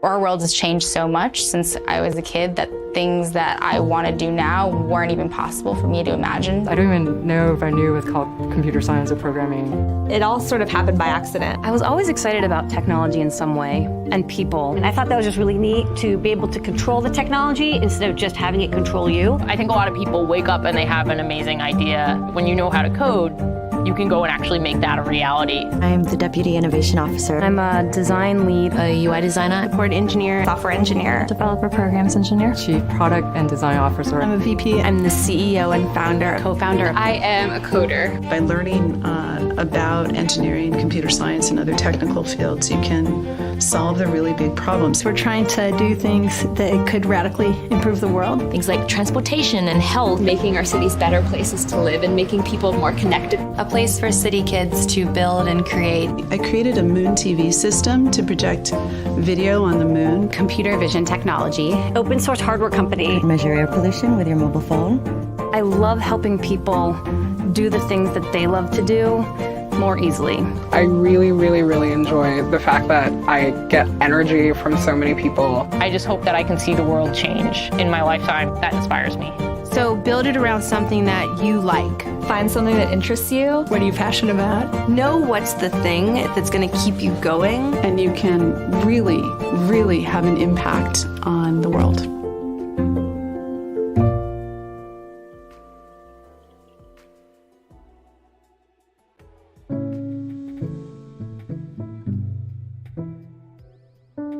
Please write down your answer to I'm remarkable because. So I'm remarkable because. It's really hard.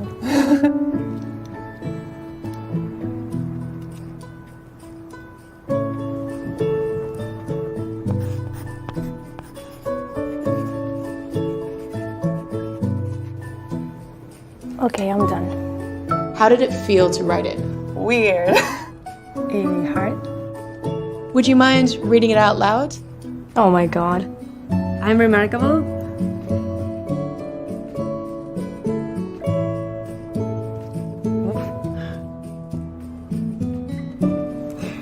I'm remarkable because all the kids that I have taught actually love me and they still remember me till this day. After I turned 40, for the first time in my life, I also tried things that I'm not very good at. I can rhyme really well, but don't ask me to right now. I'm funny. I think I am. I follow my dreams once I figure them out. I am remarkable because I challenge myself every day, even if these are small challenges. Because I want my life to have meaning. I'm remarkable because I survived cancer when I was 17. Because I'm optimistic. When I'm in tough situations, I stop and I smile. I'm a pretty good mom. Like, I think I'm really doing a good job. That's it. So how did it feel to say it out loud? It felt kind of nice to say it out loud. Pretty good. I think it's easier to say why we're not doing that well, to criticize ourselves. You feel like you may have only one or two things to say, and then you realize that you have more, and you have more. There's so many great things going on that when I forget it, all I have to do is think about these things, and then it's like a chiropractic adjustment in my mood. It's like, makes you think like, what else can I do?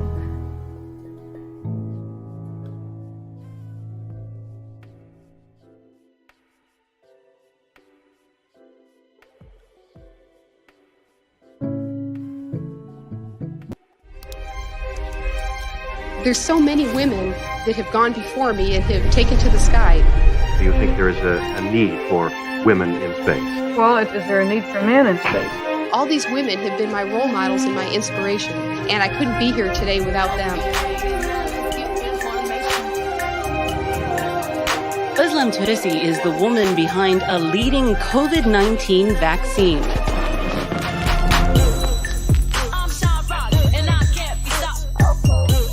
Women bring an energy to rap that did not exist before.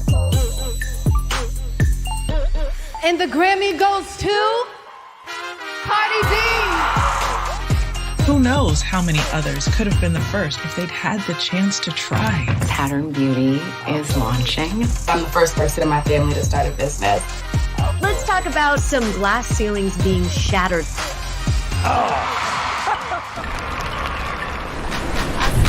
Junko Tabai summited heights no woman before her had reached. We can show girls that anything is possible. It doesn't matter what they look like or where they come from. They can change the world.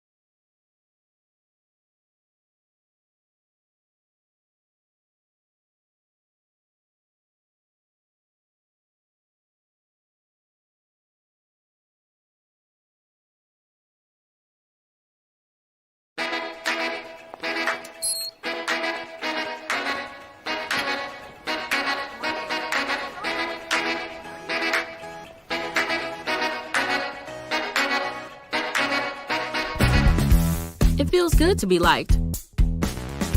So whether we realize it or not, we usually feel most comfortable with people like us, who talk like us, work like us, who look like us. But a lot of people like each other in one place creates places that are a lot alike. And too much likeness holds us back. We're more innovative, profitable, and well, just right the more unalike we are. Women Techmakers is working toward true gender equality in tech. And we need everyone in tech to help us reach this goal. Like Sabrina Farmer, who is sponsoring, not just mentoring women in her field. Brenda Jen, who is supporting women coders through Girl Develop It. And Meko Karake, who is working with his team to understand microaggressions. And we need you. Not just to join us, but to bring someone with you. To be one of millions more women to join the tech industry. Let's get together. Because when everyone in the workplace sees others like them, we can see that we all have a place in tech.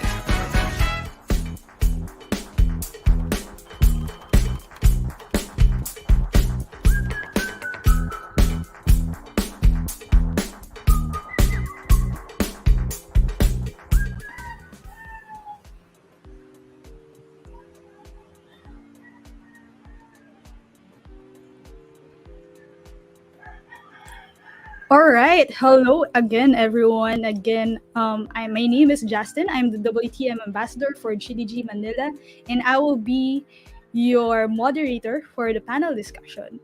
Thank you so much for investing your time with us on a Saturday afternoon. And today we have an amazing panel on pivots and career journeys of women in technology, where we'll be talking about how these amazing women progress in their current role, coming from different industries and background, and how someone like you can make the big shift into the tech industry. But before we dive into the panel introduction, I want to take the temperature of the room. I know that there's still a lot of live audience in our stream today. So if you are coming from the tech industry, I want you to send blue hearts on the comment section, and then green hearts for those who are interested in making that shift to the tech industry. So please feel free to, comment your blue and green hearts. Okay. So before we start, I want you to give an overview of what is our goal for this session. So whatever your role in the industry, that you will come away with something new, a new idea, a fresh perspective, a new strategy that you can apply to be more successful in your career journeys.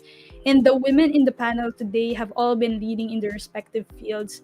And we have with us our three amazing panel.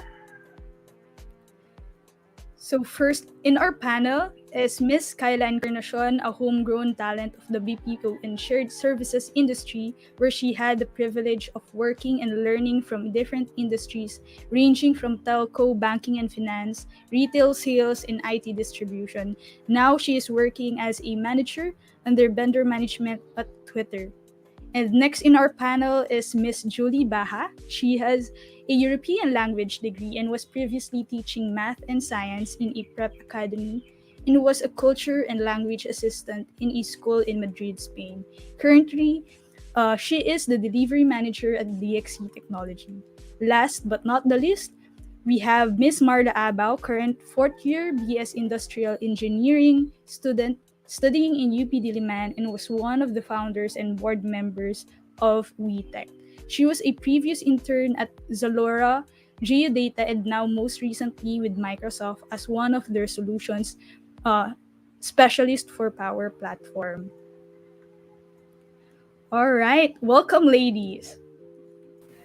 Hello, good afternoon. Hi, good afternoon. All right.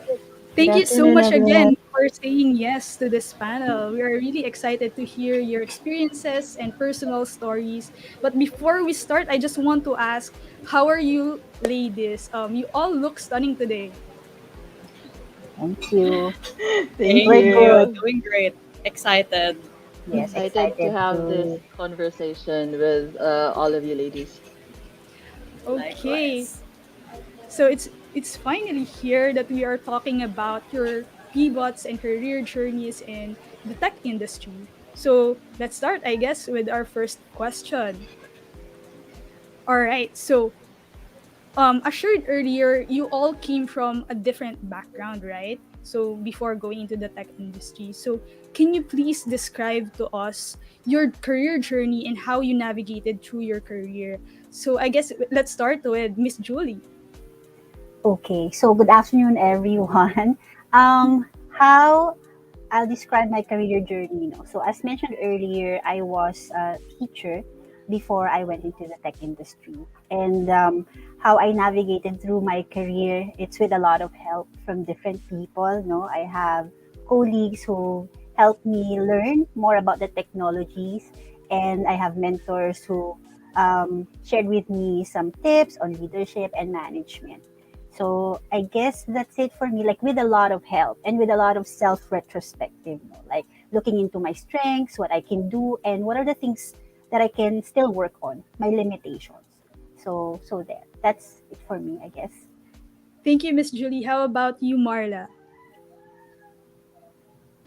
Hi, I think for me, I would say I haven't officially started my career, so I'm still graduating this semester.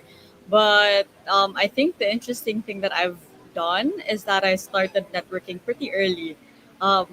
It's quite weird, I guess, na I started networking for let's say women in tech na communities as early as high school. It really helped me understand better like my place, or I guess under and see the current status and opportunities that I could find myself as a woman in tech.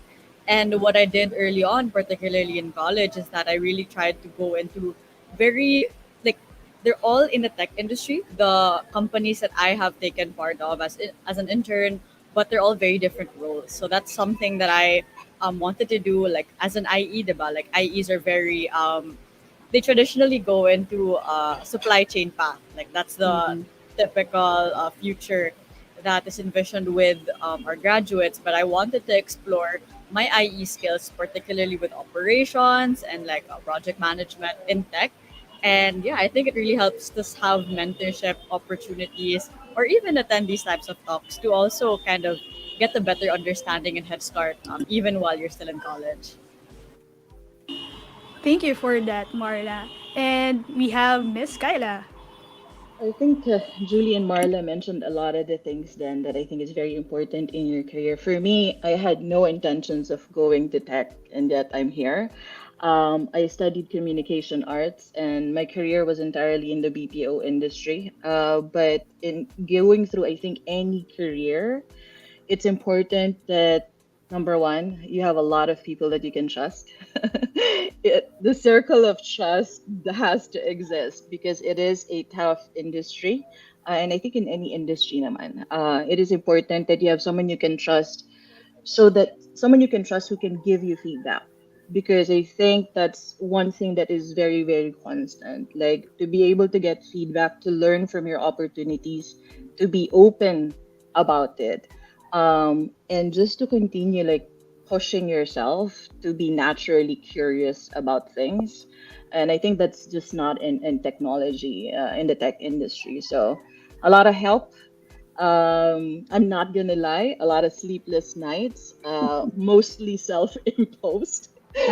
But I would have to agree to what Marla and Julie said. Like it is important to network and to learn from the community that you are part of, so you can continue to grow.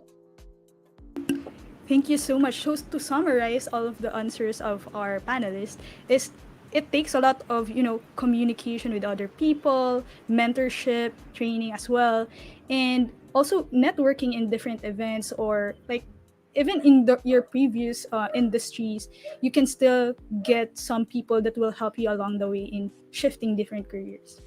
Okay. All right. So our next question, we understand that there are unique challenges, right, that you face when you go into the tech field as a woman, and more often than not, we were like in a way discouraged by our peers or society.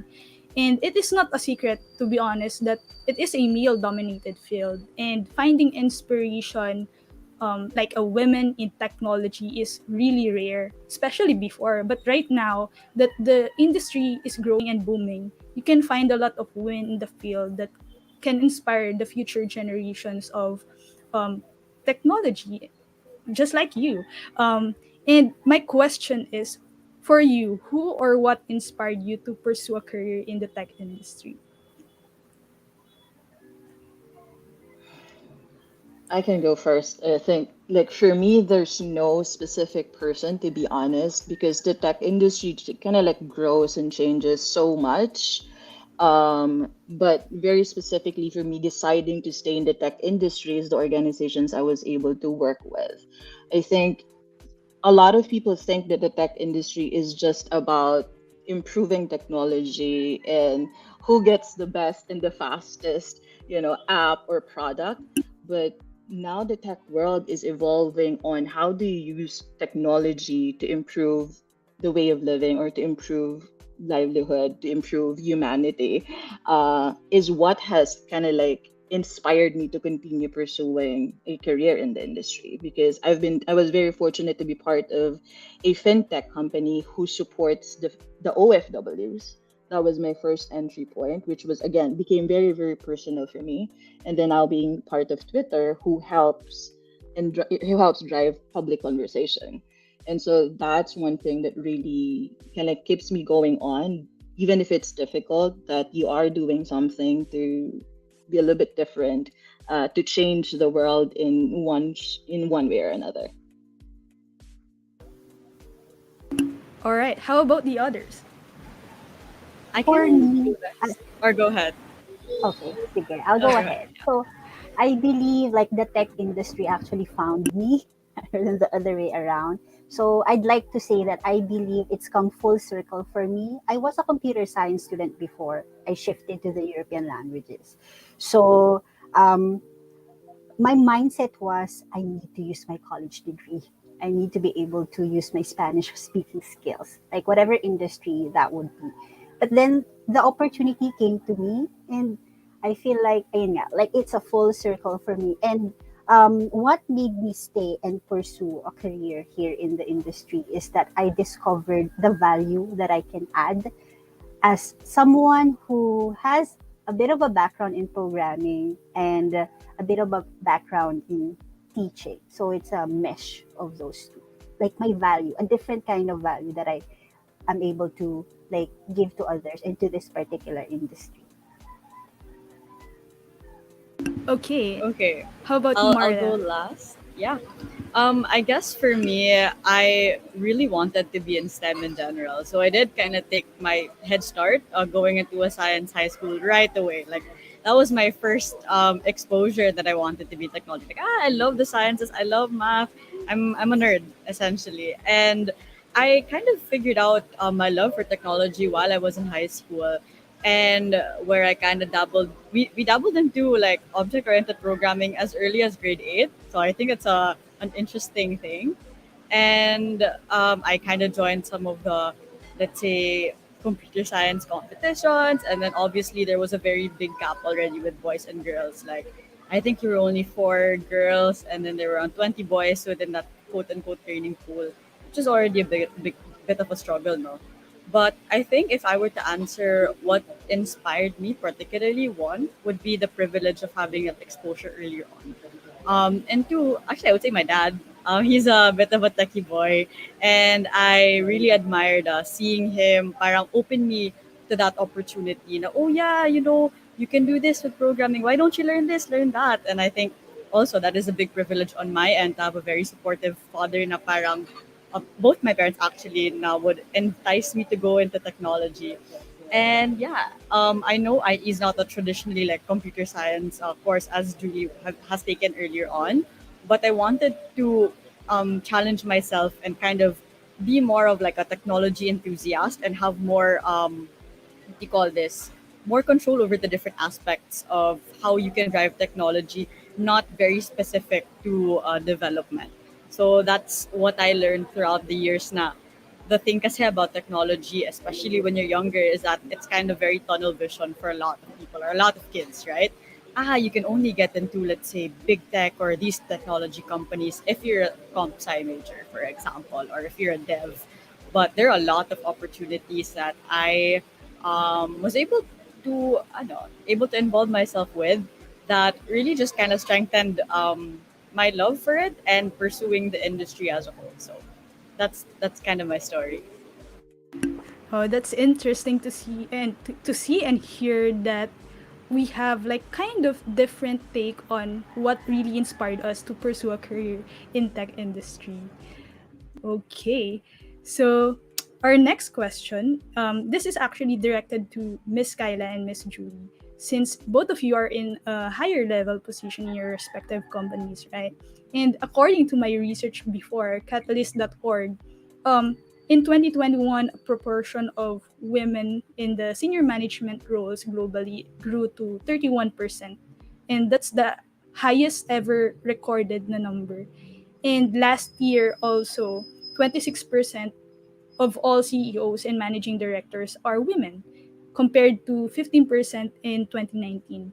And with all of those figures that I mentioned, we're still far from reaching that 50-50% representation in the industry itself.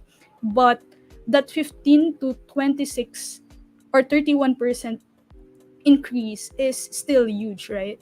So when you began your career many years ago, did you ever like imagine that you would have like a leadership role in your profession or in your organization?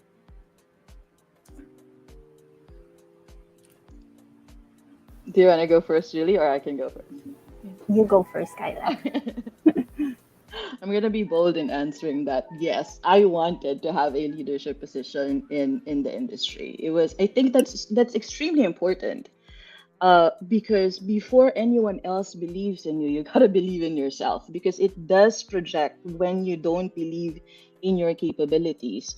And so as I actually move up in the BPO industry, like even, okay, I'm gonna reveal my age here. Like starting in the BPO industry in the Philippines, it was male dominated in the leadership team. Like in the Philippines, the beginnings of the BPO industry were expats coming from other countries, and they're mainly like men.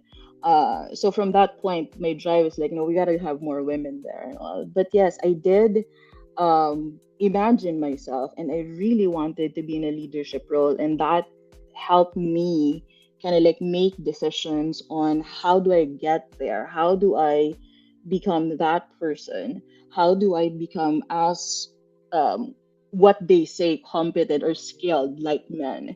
And I think one of the biggest learnings I did is like, you need not become as competent as men, you just need to be you. And that's one of the biggest learnings that I have to end up in that leadership role.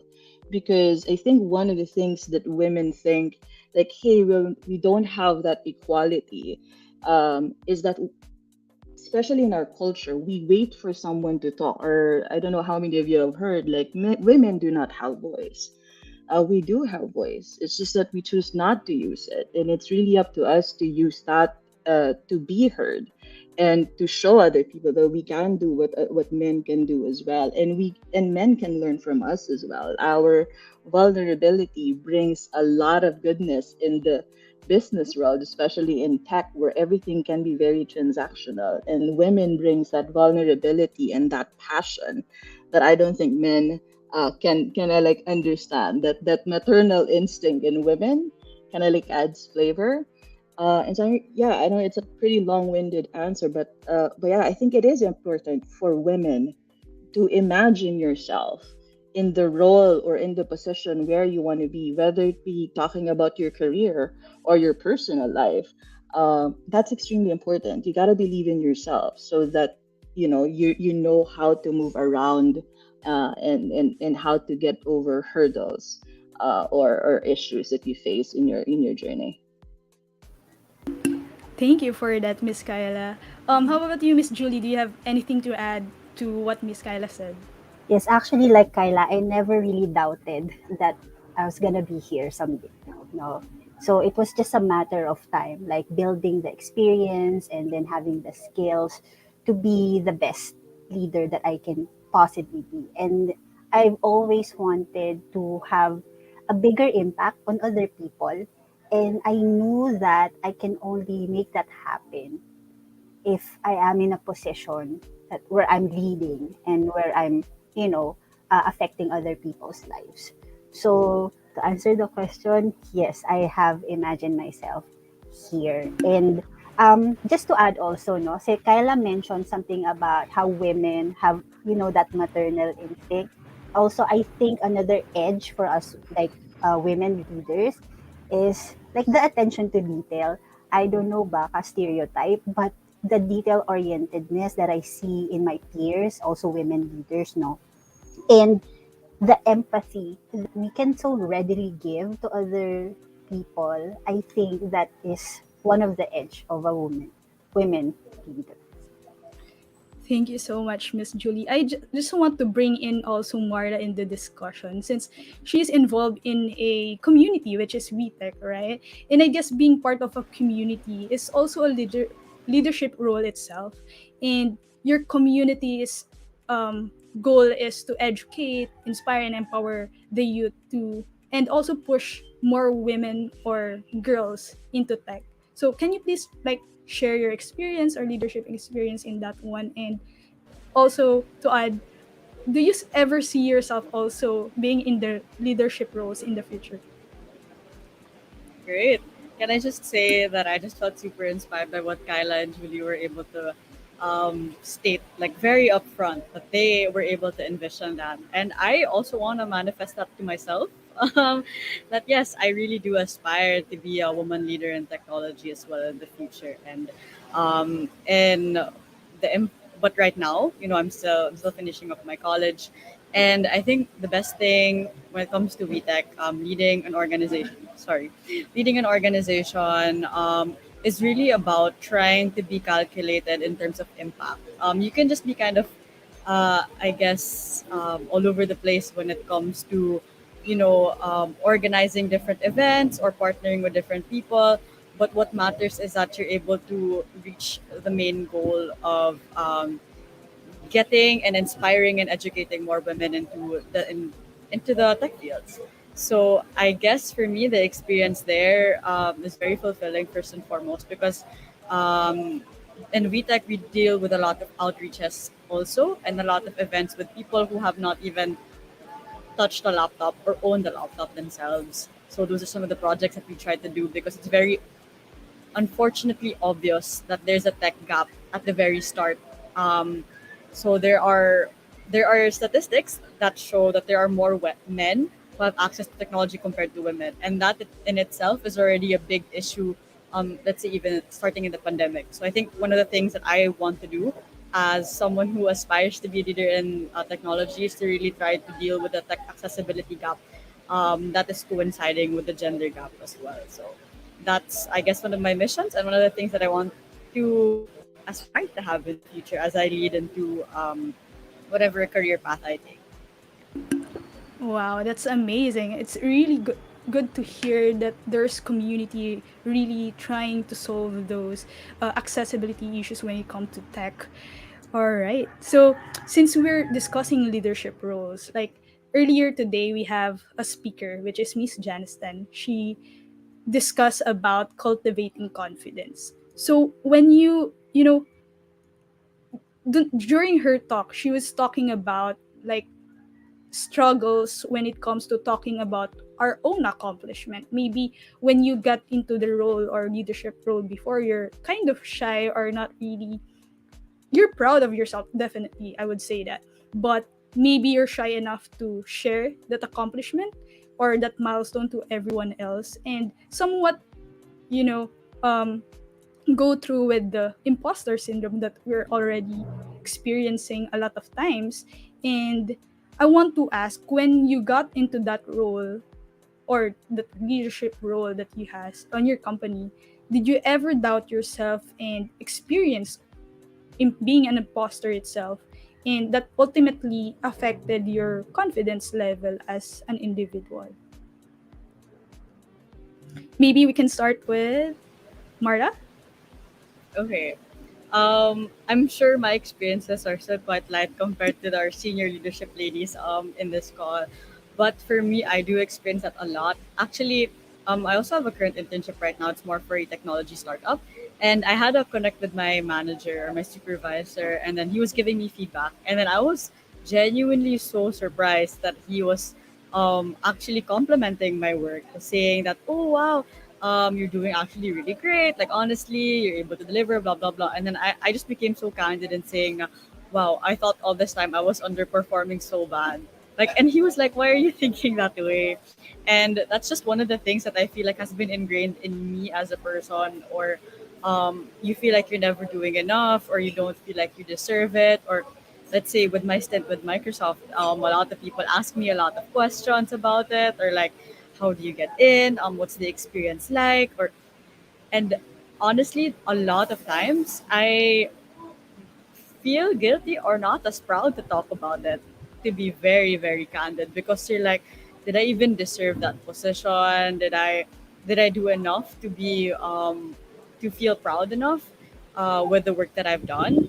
And yeah, I think that's something that I'm actively trying to unlearn, to feel confident in the work that I've done, and really just kind of what do you call this, be comfortable and proud with, I guess, the achievements that I've done. And I think that is, I hear that a lot, especially with the peers that I have who are girls in technology. I notice that the guys are a lot more, what do you call this, convicted in their achievements and their current standard of work.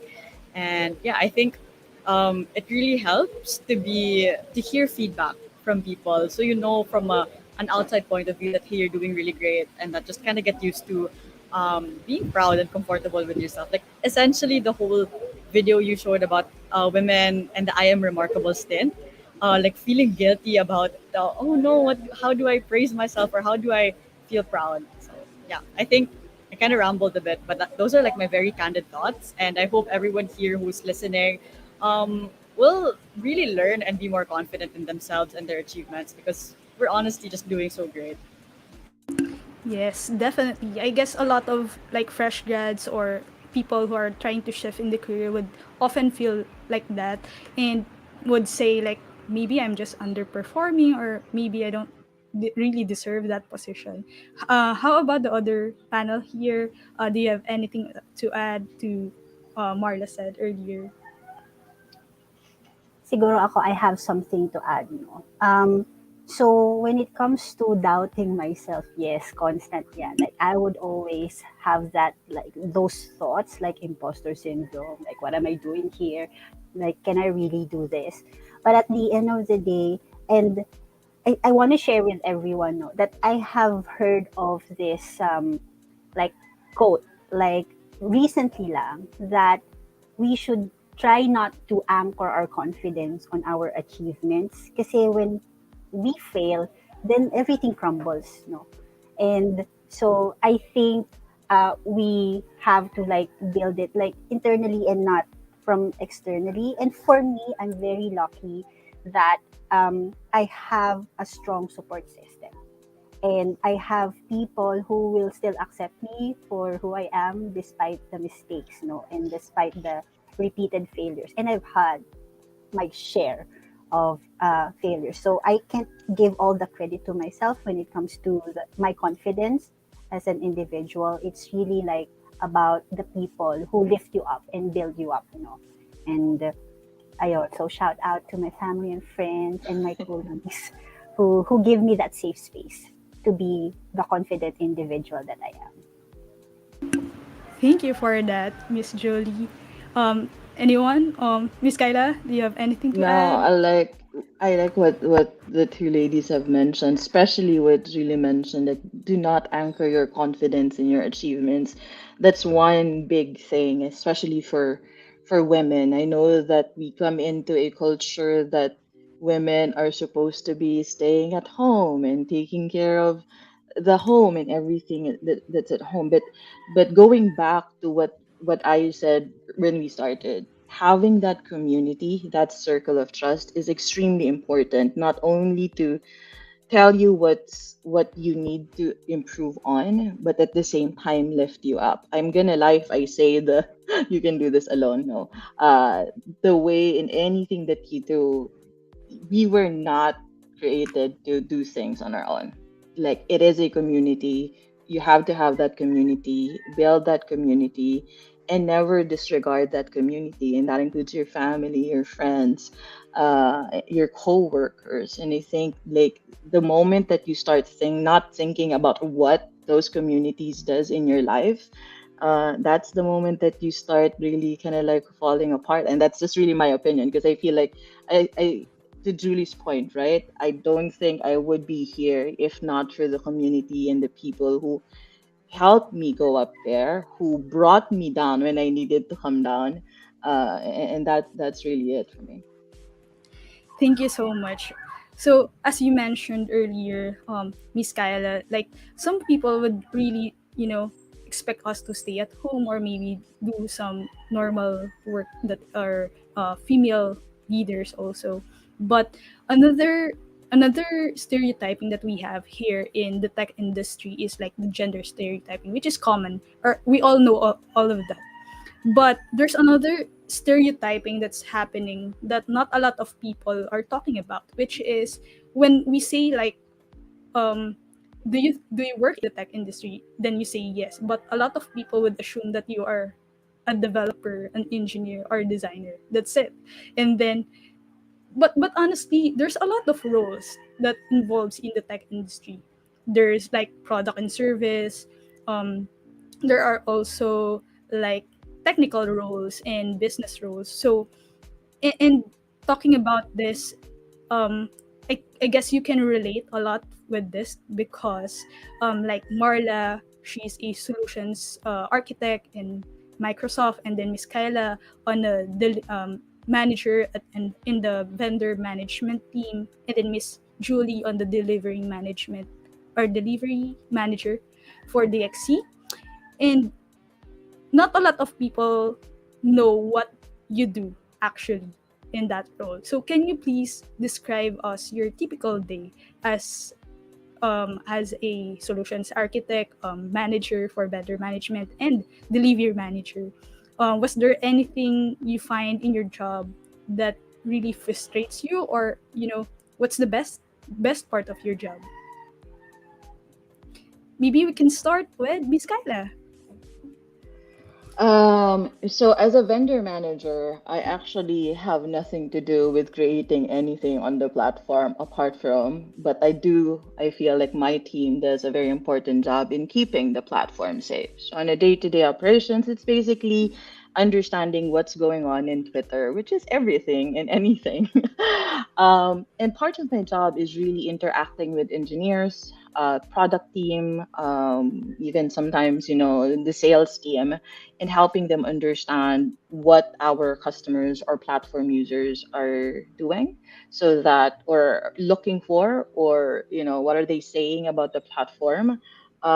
So especially for the engineers, I think it's not a frustration, but a continuous learning for me. How do you explain what the customer wants to someone who just wants to build technology? And sometimes it's very difficult. And I think that's where the strength of women come in. We bring the heart in technology, something that's very tangible, like in the world of creation of apps and all. Women bring the heart. Women remind them the story of why you have this. Women remind them of what what we need at home, like, like, hey, we have the series and the Alexas of the world. Like, what makes life easier? And so I think that's one thing that is a continuous opportunity and learning for me, because it's not always easy to talk to engineers, to help them understand timelines, like remind them of the human aspect of the business. So I wouldn't say frustrating, because um, you also understand how fast technology changes. And so you would understand their side of things. The best thing about this job is that it's never a dull moment, because technology changes so fast. You got to be on your toes. You have to keep up to the pace. And that could be equally frustrating, because you're working so hard on a certain thing, then suddenly another company comes up with the same thing, and so now you got to change it up. So yeah, it's like yin and yang effect. Like, I love doing this. That's why you got to be quick. You got to be going back to what Julie said. If you anchor it on your achievements, I think you're not gonna, it's always gonna be, you feel like you're failing every day in the tech industry if you're solely looking at, I made it this big because of this product. Yeah, that's, I don't know if that kind of like answers it, but yeah. Thank you for that. Um, other other panelists, do you want to also share your typical day to day rule? Typical day in my current role would be starting with emails for breakfast.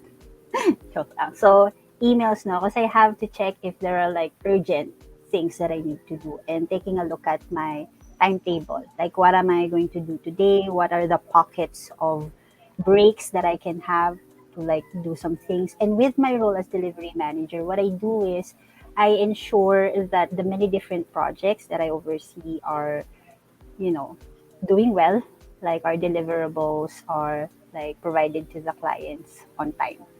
And aside from that, there's also like a people management part of it, where you have to, give them talks, like give them feedback, on what needs to be improved. Also, like praise, like which they need also, no. And I'd like to echo what Kyla said about the tech industry. It's really ever changing, but the thing about it is, for me, that's what I enjoy the most, but it's also what frustrates me the most. I enjoy it because never a dull moment. Like, it's not boring. And I remember a conversation with my manager before na bored na ako. Like, I want to do something else. And there's always something new, like, to learn, like opportunities for growth, challenges. And in the tech industry, there's a bigger purpose kasi. Yung sabi nga ni Kyla, like, we women, we put the heart in technology. Like, that it's not just building these features, and being able to release it at a particular time. But what is the purpose of that application? Who are the end users who are going to use it? And how will it impact the way they live? So parang ganon. And with the frustration part of it naman is yung ever changing, parang sisimula ka pa lang to really like master something. Aba, iba na. Like, what might be trendy right now in technology today might not be like tomorrow or in the next few years. So you have to keep up talaga. So it's frustrating but exciting at the same time. Thank you for that. And then we have Marla. I'll describe my role with Microsoft and my current role right now as a PM. So before, it's actually officially called Solution Specialist. It's not Solutions Architect, just to clarify, but in a way, it's quite similar because my role there was that I was very customer facing, but it involved me understanding a particular platform, so a technology platform, at the same time translating it to the customers that we were trying to sell it to. So this had to deal with very big counts, enterprise-wide customers who wanted to digitally transform. So that was the story. So my place there was understanding possibilities for a particular solution area, particular technology, and also see how different organizations can adapt it to better, strengthen whatever systems and operations they were trying to improve. So that was my role. And I guess very similar to what Kyla and Julie said, wake up to emails, you have to check, schedule with one internal meetings and a lot of customer facing meetings because you have to understand first and foremost how you're able to transform how you're able to aid their problems given a particular solution that you have. And right now, so I'm working with Grocery. So it's a Filipino startup that helps sari stores. And what I do is I'm a product manager there for a particular solution area as well. And with product, you're kind of dealing with the whole spectrum, but it deals a lot with talking with devs and understanding KPIs on how you're performing with the technology. Although you're not the one developing it, you have to be very quick in seeing how the customers are able to adapt and receive whatever technology service you're able to have. So it's really about understanding the whole product cycle. And the day to day here is a lot more complex because you're dealing with a lot of different aspects. At least when it comes to pre-sales with my solution specialist stint, it's more on really taking time more for the customers. But now it's really taking the time to understand the technology and its respective performance. So it's about checking statuses every day, dealing with dashboards, all of that. Also setting up meetings with a lot of the devs and also those who are dealing with marketing. So that's kind of what I'm doing. They both have their own very distinct frustrations. But overall, I would just say that the thing about technology is you have to be extremely agile with your work, with your days. So I'd like to assume it's similar for the three of us. No day is the same. There's always something new that you have to deal with almost every day. And that's what keeps technology very fulfilling and exciting. It's never a dull day. That's interesting. I would also like to follow up on the points that you mentioned earlier. So most of your job roles currently deals with technology and maybe customer facing, right? So yeah, so that's right. Do you think like women has more advantage when it comes to customer facing roles than men? Anyone would Yes. like to I'd say answer? yes. I'd say yes. It's a big yes. I would say yes. I think how empathetic we are and how naturally we end up listening more. I think that's a natural thing for women that makes it easier for clients or customers to kind of like reach out. Again, going back to that maternal instinct, whether you're a mom or not, I think that's really innate for women to be just very empathetic and caring. It's I would say easy for a lot of women. Anyone would like to add to that point? Ako agree lang. Like, I totally agree. Like, and with the empathy, it's both the emotional empathy and cognitive. And ano yan, sobrang powerful when you combine those two. So understanding what they need, but also like how they're really feeling as the end user for the applications. At least for me, like, because we're developing applications, no, we're providing services on application management and development. So, um, yes, I guess that's it for women, like client facing. Yeah, I just echo it again. And also, someone brought up earlier, we're a lot better when it comes to attention to detail. I believe it was Kyla who mentioned the attention to detail. So it really matters a lot when it comes to dealing with customer and facing roles. So yeah, I just echo what they'd say. All right. So, oh my gosh, we are already kind of at the top of our hour, but I would like to still ask like four more questions. So first off is, do you think that your previous role has prepared you to your current role? And what are the essential skills to obtain that you found most useful in your respective careers in general, or maybe, or just in a specific role that really help you to successfully land a job in the tech industry?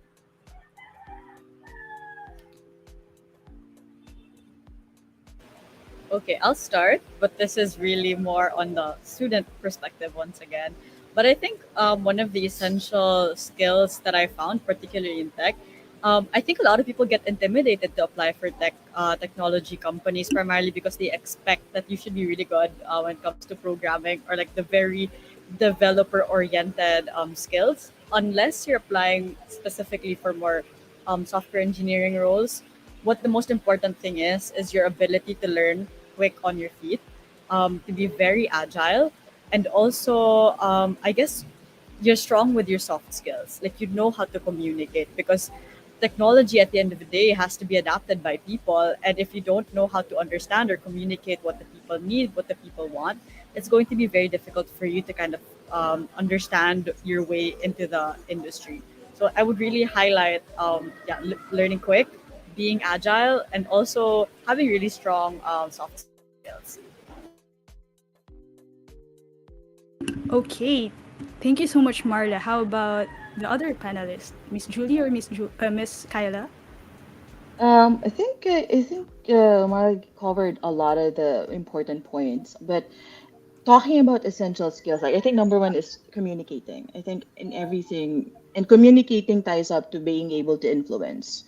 And I think in any industry, influence is key for you to be able to lead. Because I always believe that your skills that you have right now, that's something that you could learn. And so going back to what Marla was saying earlier, being open to learning, being quick, being natural and curious, I think it boils down to your discipline more than the skills. Because I always believe, especially for Filipinos, like, and I mentioned this to Justin, like just look at one industry, the BPO industry. That tackles every single industry, and it doesn't require a certain degree in school. I am a huge advocate of education, but one industry such as the BPO industry have proven that not just women in particular, but Filipinos are very quick to learn. And it's just really up to us to actually hone those skill sets, and you can do that. And that's the beauty about the tech industry. You do not have to have that particular degree to be in the tech world. And I think Julie and I can attest to that, right? Like, I am a graduate of communication arts, was supposed to be working in media, but never did, and ended up in tech. And so yeah, plus one to everything that Marla mentioned. But again, I think it's really like being out there and communicating. Don't wait for others to speak for you. Is one thing that I would say. Thank you Ako for that. siguro, just to add, no, to the soft skills, communication, and yung tech skills talaga, that's something that you can learn naman, like once you're in. But also problem solving, I think. You have to be a great problem solver, because essentially, that's what we're doing. We're trying to make the world a better place for people using technology. So, yeah, problem solving, that's something that you have to really hone, you know. So that's it for me. Thank you for that one. Okay, so we still have like three more questions. So I'll just go ahead and pick one. All right, so this one. I guess it would kind of relate to other people who are still contemplating if they want to go into the tech industry. And based on our, your points earlier, communicating and not letting others to wait for that right exact moment, and learning to learn quick, and being agile in your work. What do you think they can look for a role or an opportunity? How would they assess that that role is right for them? Maybe I can I'll Yeah, go Sure, ahead. sure. I guess I would reframe this question also if, like, for you for you ladies, you came from different, industries and backgrounds or um, degrees, and how do you find the right opportunity for you? Like, do you think that the job description, you just ditch it and just go for it, or something like that? Okay, I think for me, it depends on how you kind of envision your day to day to be. Though I did mention that for me, and I think for my colleagues here, our day to days can vary a lot. And that's something that I like, weirdly enough, because it keeps things very exciting and all. Like you have something to work on. For me, I like dealing with a lot of different teams. I like being able to communicate and talk to customers. And that's one thing that I love about the roles that I've taken, particularly about technology. So those are some of the things that I would consider. Like if I'm able to communicate, if there are a lot of opportunities for me to kind of discuss with the customers and also learn about the technology as well. Or if you're a dev, for example, then maybe you really want to be very technical problem solver when it comes to these things. Or if you're into product, then you love being able to handle a lot of data. So I think it's about kind of assessing the strengths that you have, but also assessing the things you want to learn. Because at the end of the day, having a role, opportunity, job is not simply just you flexing your already available skills, but also for you to learn more and grow into your career and into your future. So those are some of the things that I would really consider. And yeah, like really look into company culture, whether or not you want to be in a big company, a smaller company, if you want to take on like more hats, or if you want a very stable, typical day in your life. So those are things that you have to assess. Um, and yeah, like how the types of technologies that your company would be working with and how that fits into your own personal strengths and goals. I really love what you said, that on assessing what you want to learn. So I guess if we know what we want, then we'll definitely find something that is, really fit in our skills and passion, or what we are passionate about. So, other any points that you want to add, Miss Julie and Miss Kyla?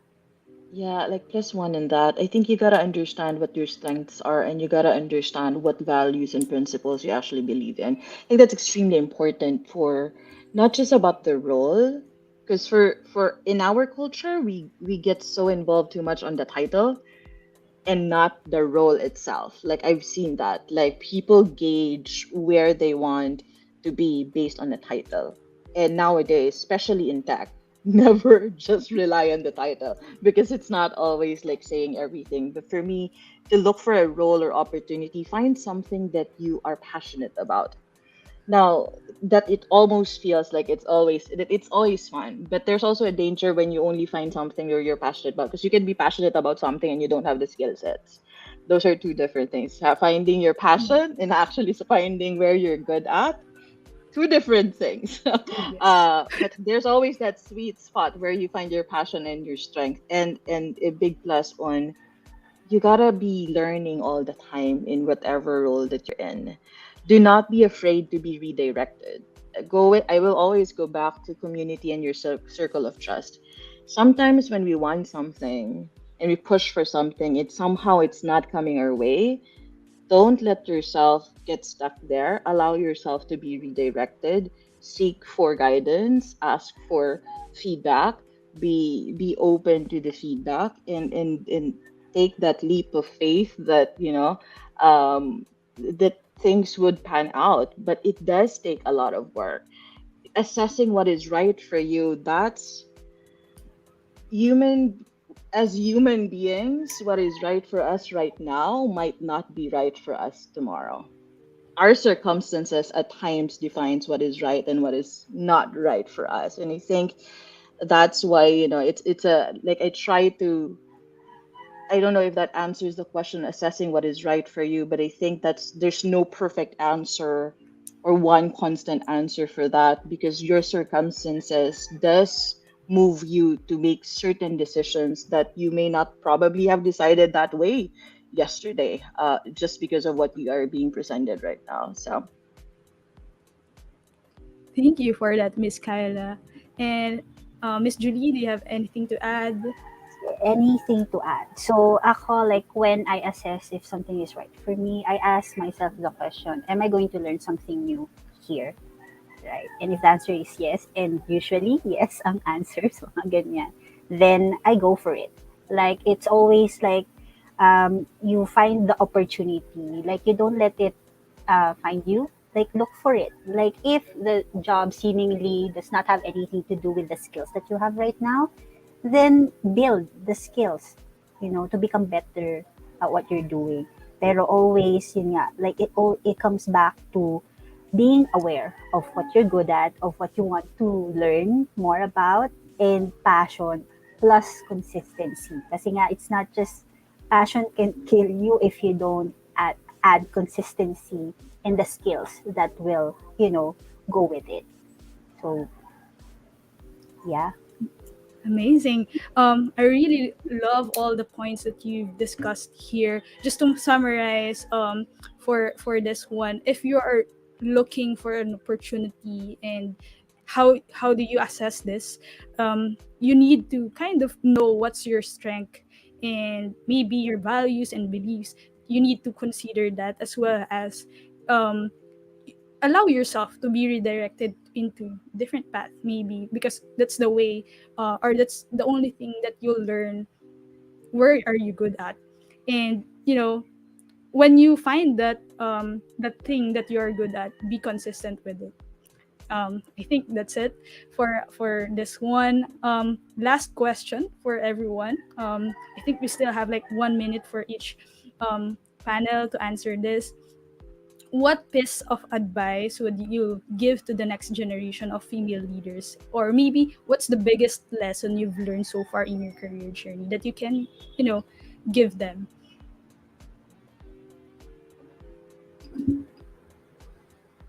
Anyone? I'm not gonna keep. Oh, go ahead, Julie. I'll start. So, for the next generation of female leaders and tech makers, continue to challenge yourself. Step out of that comfort zone. Never stop learning. We've mentioned that several times. So never stop learning and build yourself up, but you also have to do the same for others and surround yourself with people who do the same for you. And in trying to, prove ourselves by doing a lot of things, we sometimes forget to take care of ourselves. So I think that's very important. So you also, yun pa yung last ko na piece of advice. Take care of yourself, because only then will you be able to take care of others.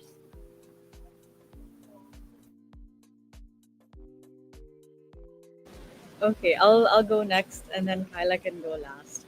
I really love the point that Julie mentioned about taking care of yourself. I think that's very, very important. I know that there's this thing around hustle culture and having to be on top of your game, but that's not necessarily the case. I think the thing about technology and building a new generation of female tech makers is that we should enjoy the journey and really see it as a way for growth and learning. So first and foremost, it's not really just to prove to other people. You have to prove to yourself also, and really build up that confidence in being able to build or being able to learn and grow. And I guess more on quote unquote practical step is to don't be afraid to network or learn from other people earlier on. I think there's a pressure in having to kind of keep to yourself, or just, I guess, have to keep up with other people, but there's always a community, as we've mentioned over and over again, a community that would be able to help you and guide you into understanding how you could grow better into the industry. And you know, cold emailing for mentorship, as much as it sounds kind of crazy, it works. And that's the great thing about having a good network of women tech makers, because, we're always here to build each other up and hopefully create that new generation of those who will thrive in the industry and see a lot more senior leaders, like the people who I'm speaking with here, in the future. And don't be afraid to really reach out and take that leap of faith. but also don't pressure yourself. Like, it's always a really good learning experience moving forward. What else can I add? The two ladies like said a lot of good stuff, a major plus one on everything that they said. But I'm not gonna claim this quote because I did read this somewhere. I heard this somewhere last year, and I've always gonna like hold on to it. And when I read it, I was like, why didn't I know about this? And it's do not compete, do not compare, do not conform. The only person who will stop you from reaching your goal is yourself. Never assume that people will do something for you. Yes, people are innately good, but people cannot assume that you need something. You have to speak up. Do not be afraid to speak up. It's your take that wheel. Because again, the only reason why you're not moving forward could be that you're not saying something. Don't be afraid to speak up because it all starts in communicating and telling others what you want, what's on your mind. Don't think of success as or wait for success as what's the next big thing. Because you have to understand a big thing happened because of the small steps that one take. So don't be afraid to take a small step, even to take a backward step, because a big thing, a big successful thing is only there because small steps were taken. And that's extremely true in technology, in the world of tech. Because if you're creating an app, if you're creating a product, that took years of small steps from research to the likes. And it's the same thing with everyone. And if there's anyone who's like an individual contributor who's waiting for why am I not being recognized? Why is my boss not promoting me right now? Is something in me that's wrong? What am I not doing? I ask you, like, have you told her or him what you want in your career? Because a lot of these things is up to you. Your managers, your leaders right now in your organizations, use them to remove roadblocks, but it's up to you to decide what you want and where you want. I am not saying that it's always easy. Yes, there are opportunities wherein it's just really not presented, but it all starts with you having that boldness to speak up and verbalize what you want in your life. And funny enough, that's very difficult, I think, for Filipinas very specifically, to speak up and tell everyone this is what I want right now. Amazing. Thank you so much, everyone, for taking a time for us to join this event.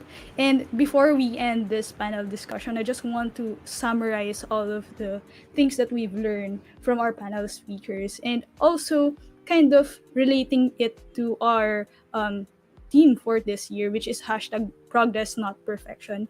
So I guess from all of the speakers, I guess taking that step is still a progress. Like, continue to challenge yourself and build yourself up with the people surrounded by people that can really help you grow with your career and personal goals, as well as do not be afraid to take small steps, because that small step will take you to a bigger goal. And also, do not be afraid to speak up and do not pressure yourself with a lot of things happening in our surroundings. Always focus on yourself, and there's a lot of community that can help you grow with your career. Again, thank you so much with our speakers today, our panel speakers. I don't want this panel discussion to end, but we have to, because we have another session after this one. And I guess to all the attendees out there, we hope that this discussion gives you a new perspective in the tech industry, especially a role that is different from developers, engineers, and designers, and inspired you to create your own progress, not perfection, in your career. And we wish you all the best of luck. And we can't wait to have the next generation speak in this event also and have that spotlight that they deserve. Again, we bring this panel to an end. Thank you so much, speakers. Thank you. Thank you. Thank you so much. Thank you.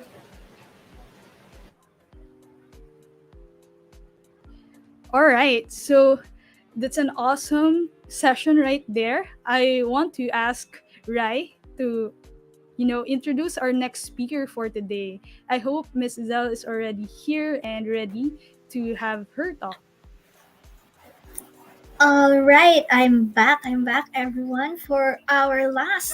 Oh wait, is this the last one? Yeah, it's definitely the last talk. We're finally down this line. We are now down again to our very last session. Our next speaker is Miss Zelle Canuel Cuevas, a computer science graduate from the University of the Philippines, Baguio, and currently taking her master's degree in information systems at the University of the Philippines Open University. She does a little bit of everything: hunt down talents, write codes, handle teams, do tech talks, TikToks, tech talks, and materialize ideas. Wow, an all-rounder. She's currently working for a US-based company as a software engineer while working on some projects for startup in stealth mode. Wow. She will discuss staying safe in a hyper-connected world. Over to you, Miss Dell.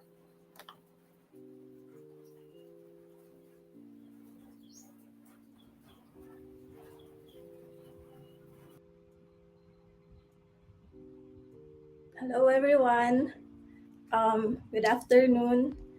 So I'm Zelle. I've been in the tech for more than a decade. Hindi lang halata. Yan. So life goal natin is to age gracefully. And as Rai said, I am finishing my master's in information systems at UPOU. So one of the requirements from the previous semester is to take cybersecurity certification. So as I am in tech already for a long time, I have an idea of it. But since I needed to go through the lessons and take the certificate, I went through it.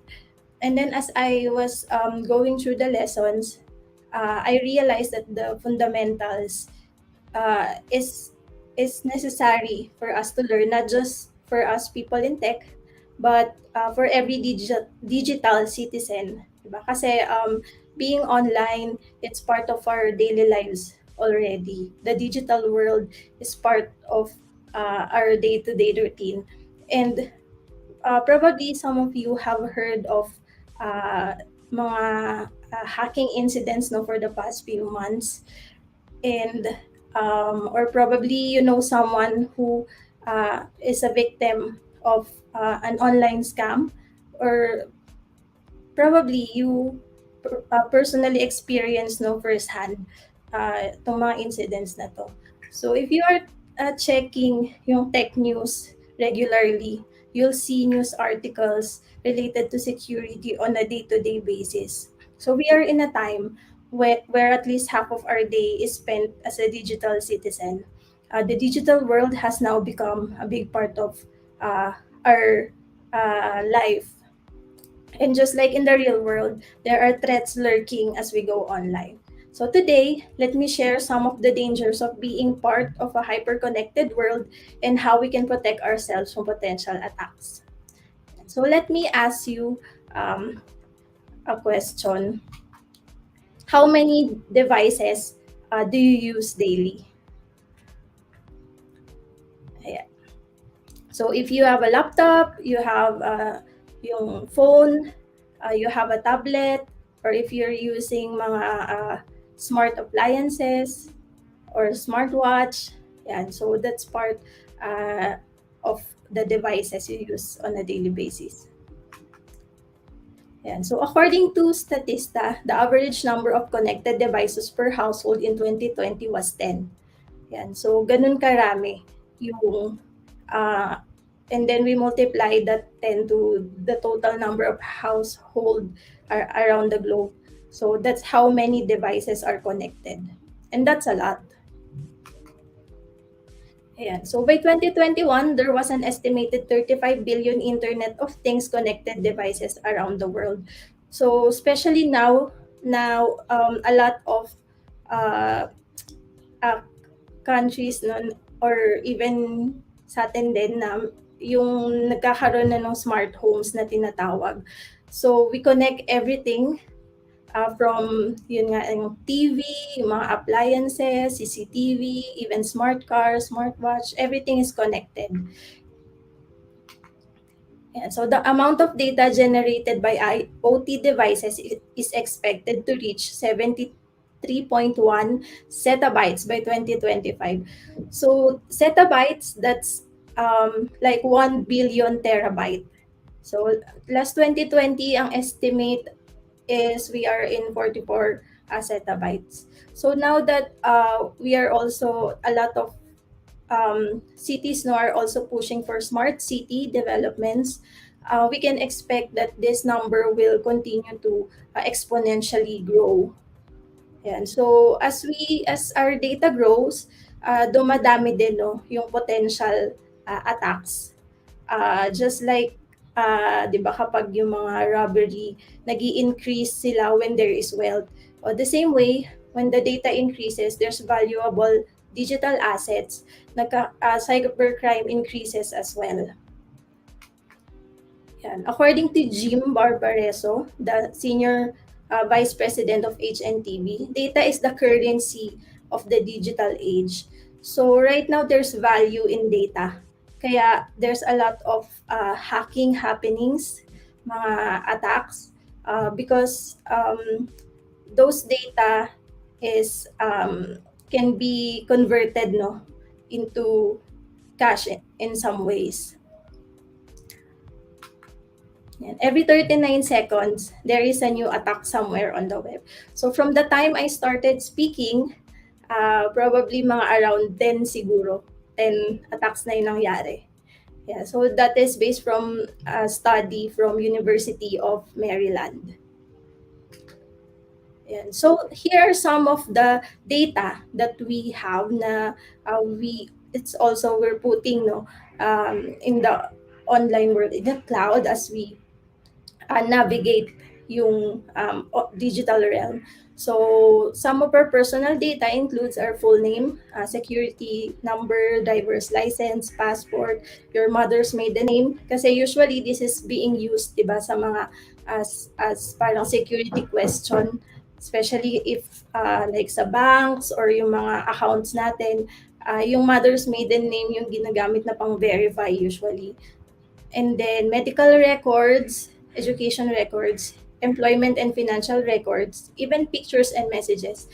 Because if a lot of photos from photos and messages, people can see yung routine mo, that yung mga conversation, even when you give no yung mga bank accounts mo through the messaging platforms or sensitive information, pictures, it can people can learn about yung parang day-to-day activities mo, yung mga patterns sa activities natin.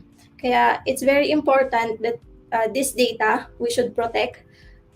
We should make sure na they are safe and private.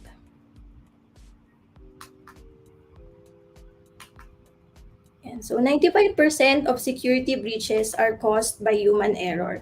So the weakest link in cybersecurity is always the human. When we talk about security, it's not just the tech side, no. Hindi lang siya yung about the technical issues, but mostly it involves yung policies, mga practices, mga guidelines din no, na we have to follow in order to protect yung security natin. So 86% of breaches were financially motivated, and 10% were motivated by espionage. So if you are part of an organization, yan yung espionage, it happens, no? Especially if there are competitors and may mga parang struggles, diba, in the market position. So it happens within organizations. But most of the breaches, it's due to financial reasons. And 45% of breaches featured hacking, 17% involved malware, and 22% involved phishing. So there are a lot of combination.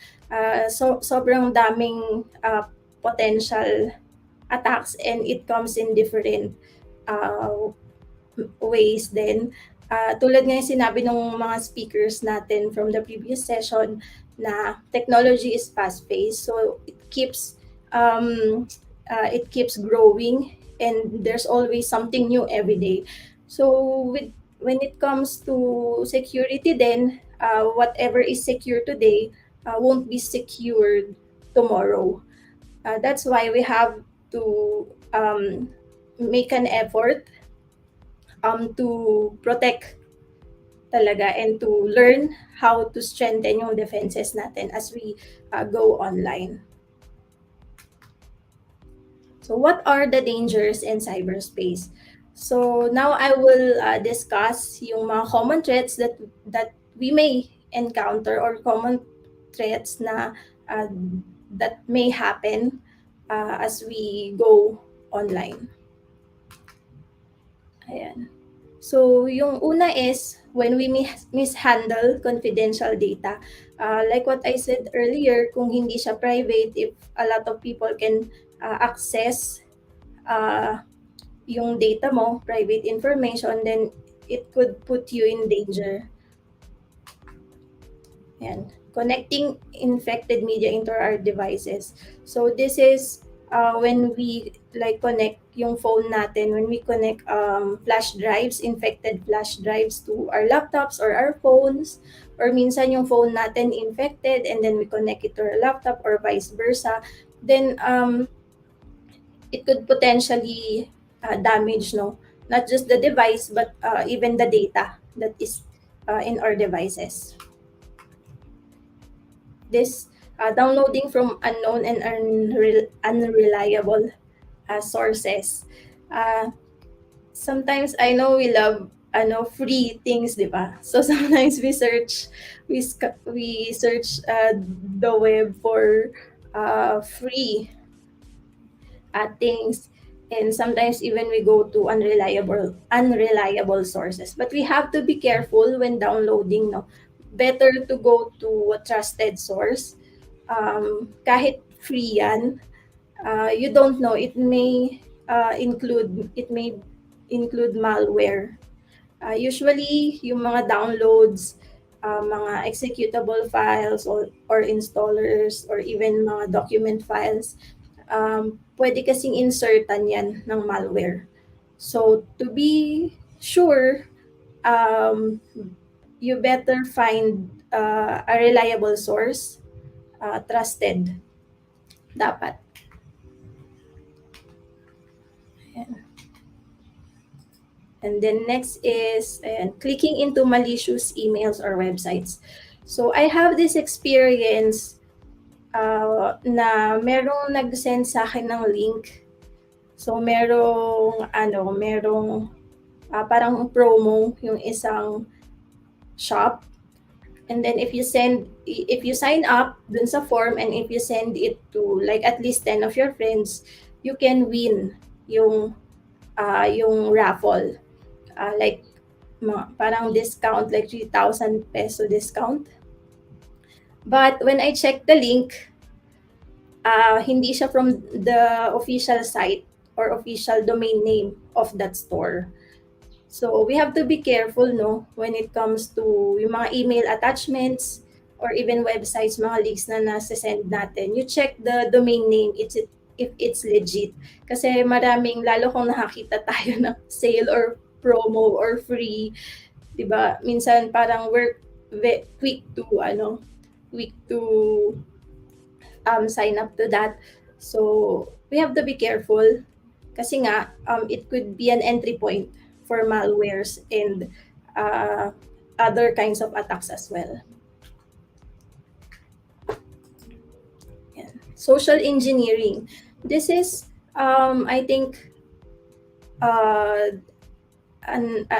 kind of threat na doesn't involve yung technical knowledge. So it doesn't happen technically, pero it's more of dito papasok yung kung bakit nagfe-fail or kung bakit nagiging cause lagi yung human error when it comes to security. Kasi social engineering is done parang espionage na kinukuha yung personal information mo without you knowing.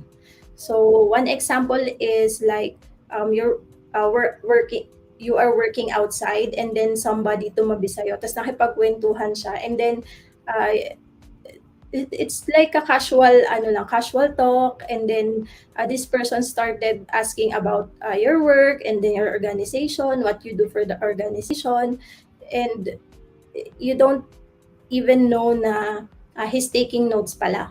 Alam na niya yung position mo, alam na niya yung office nyo, alam na niya kung paano nag-work, yung process nyo internally, and it could lead to a potential attack. So we have to be careful then when sharing information, especially with strangers.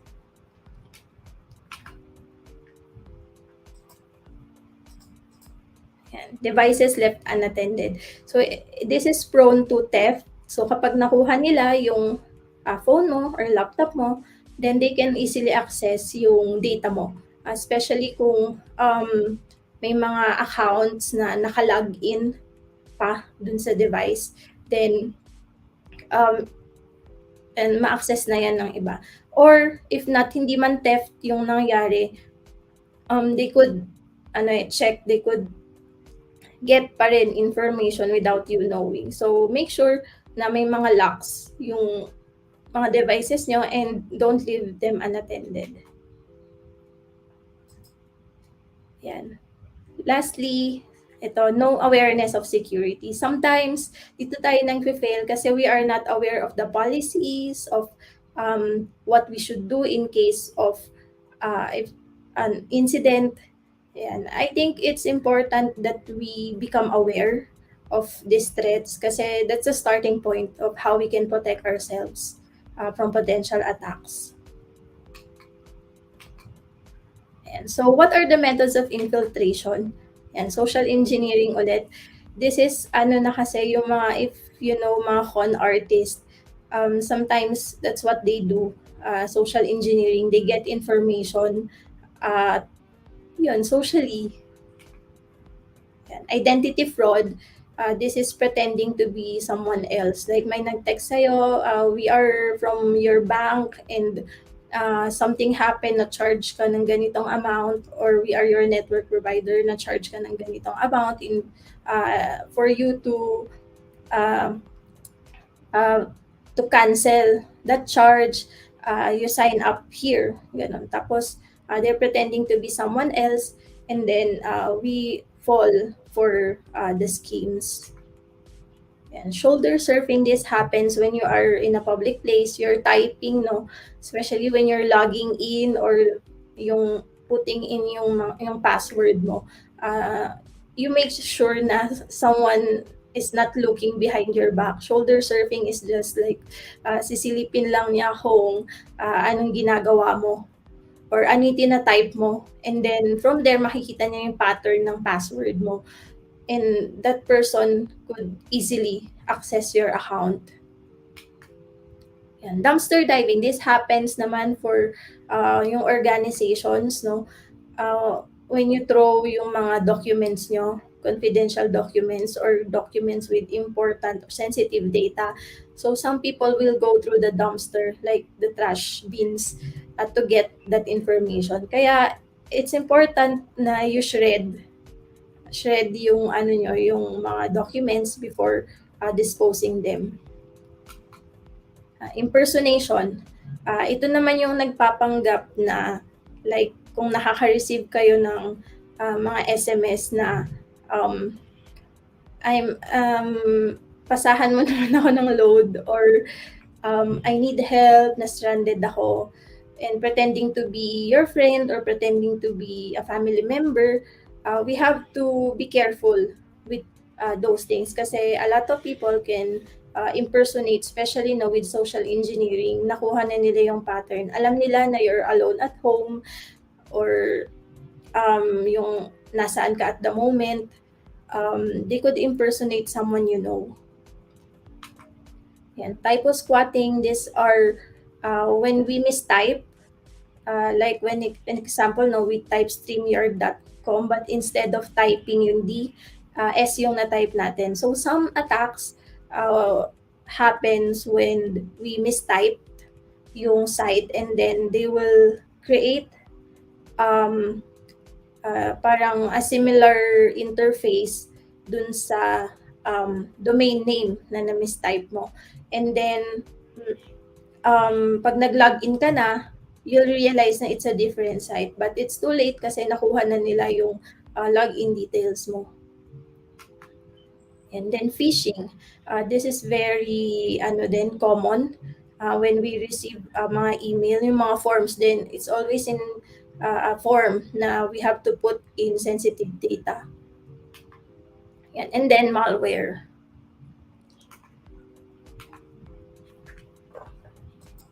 All right. And so what can we do to stay safe? So there are a lot of things, no, na it's not just securing yung mga online accounts natin, mga access natin, but it's more about the practices that we do. We should develop good habits in order for us to stay safe as we navigate, no, the digital realm. Yan. So be cyber smart. So I will discuss some of the tips that we can do on how we can prevent yung mga threats, how we can mitigate the risk then na na-encounter natin as we go online. Number 1, pinaka-importante is yung awareness. Raise awareness by knowing the day-to-day dangers of being in the digital realm in order to take preventive measures in protecting our digital information. So if we don't know what kind of threats are there, hindi rin tayo magiging careful. But if we are aware of the potential dangers, then as I said, that's the starting point of being safe then. Starting point yan na we'll take measures, preventive measures to protect yung mga digital assets that we have.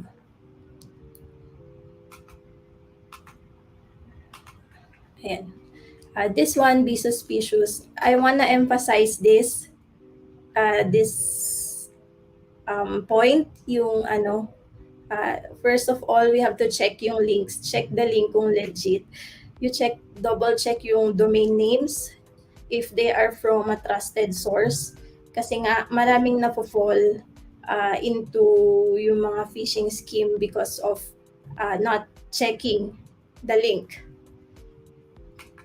And then, verify the email. So, phishing, it can happen then sa email. So, there is one popular scam that happened before, I think that was 2014. So, one of the control officers, so he's in charge of releasing funds. He received an email from his boss, seemingly from his boss, asking him to go to an attorney kasi they'll be acquiring another company. So he's asking him to go to the attorney and process the paperwork.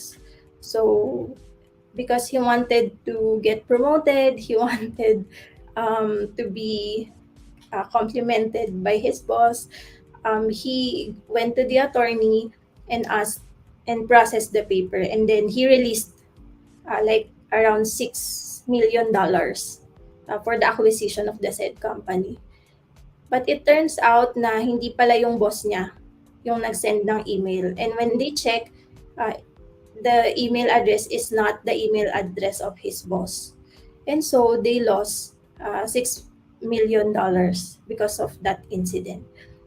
So it's very important, no, that we check yung sender kung legit yung email.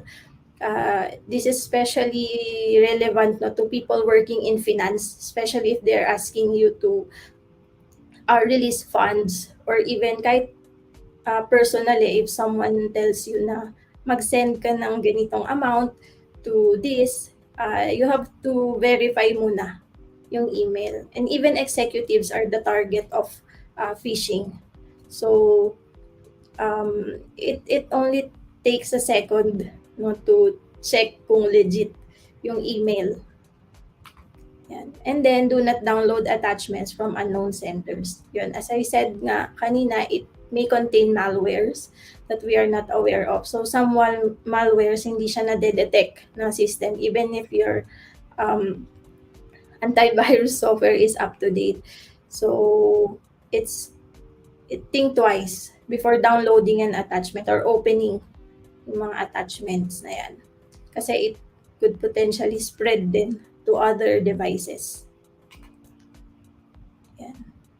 Find out who sent the SMS.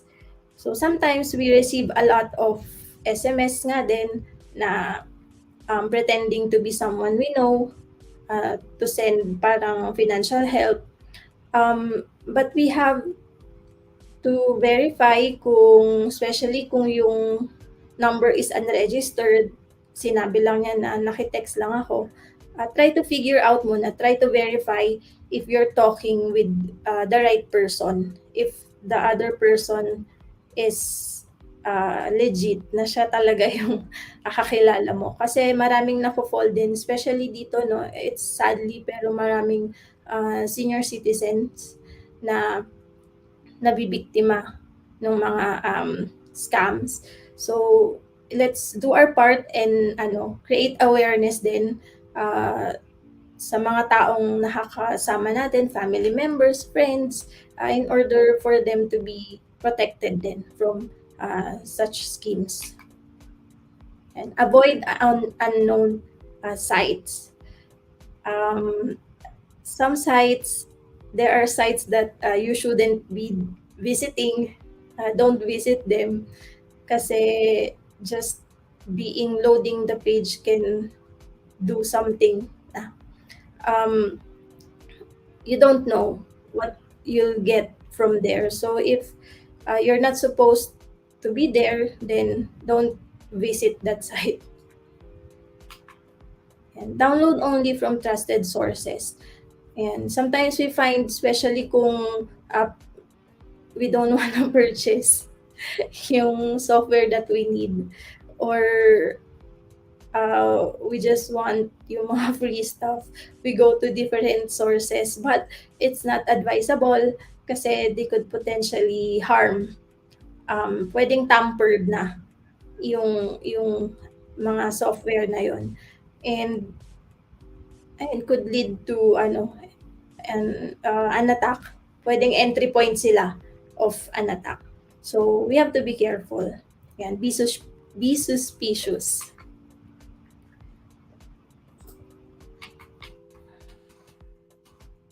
Yan. Choose strong passwords. So use strong passwords with uppercase and lowercase letters, digits, and special characters. So make it a combination. Avoid using yung mga common words na kasi there is what we call dictionary, which attackers use. So they will just go through yung mga common words na pwedeng maging password and they will try it. So with the technology that we have right now, it's so easy to figure out, no, na parang they can try a lot of combination within a minute. Yan. If possible, use passphrase to make it more difficult to guess or to crack. So the longer your password is, the more difficult it is to guess.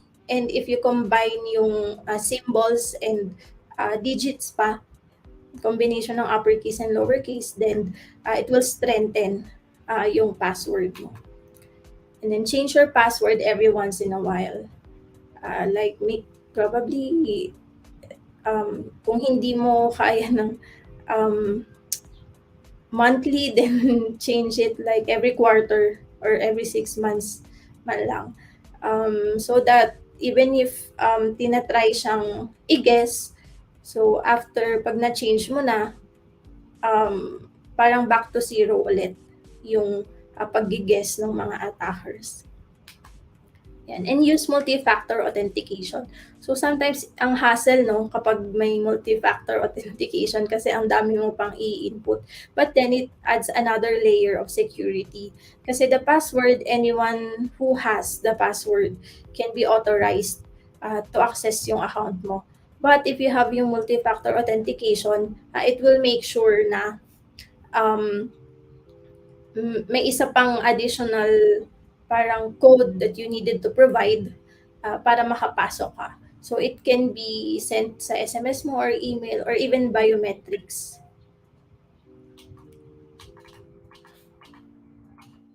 Yan. So this is a tool. You can check this password monster. There are also other online tools similar to this. This is a password checker. You can test yung mga combinations ng password and it will tell you how strong your password is. So if your password is password 123, that's just like 0 seconds para ma-crack. Or if yung password may square T 123, also 0 seconds.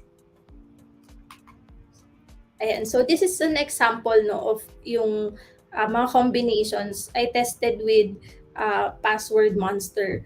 So if you see today is the day, it's a combination of uppercase and lowercase, 13 letters long. It only takes like less than an hour to crack. So while if you're gonna use your birthday, December 5, 1990, that's just 7 minutes, and then ma-access na nila yung account mo. Yan. So medium level, if it's a combination of, it's just alphanumeric na uppercase, lowercase, and random characters, hindi siya yung typical na words, then it's a bit stronger, mga 3 days yan.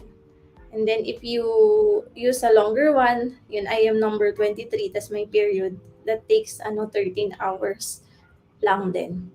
And then this one, if you use a passphrase that is long with spaces, that's why trillion years, but it's pretty difficult to crack yung ganitong pattern. Like if you can use long password, then do it. Tapos i-combine mo, palitan mo ng numbers yung iba dyan and symbols. Yan. So the other one, 10 characters lang, pero it's a combination of symbols, uppercase, lowercase, and digits na random. It's not a word, random lang siya. So sabi niya 95 centuries. But the longer it is, mas matagal. Ayan. So another tip is for you to have regular updates. So keep your devices, browsers, and applications up to date. Kasi these updates usually include security patches.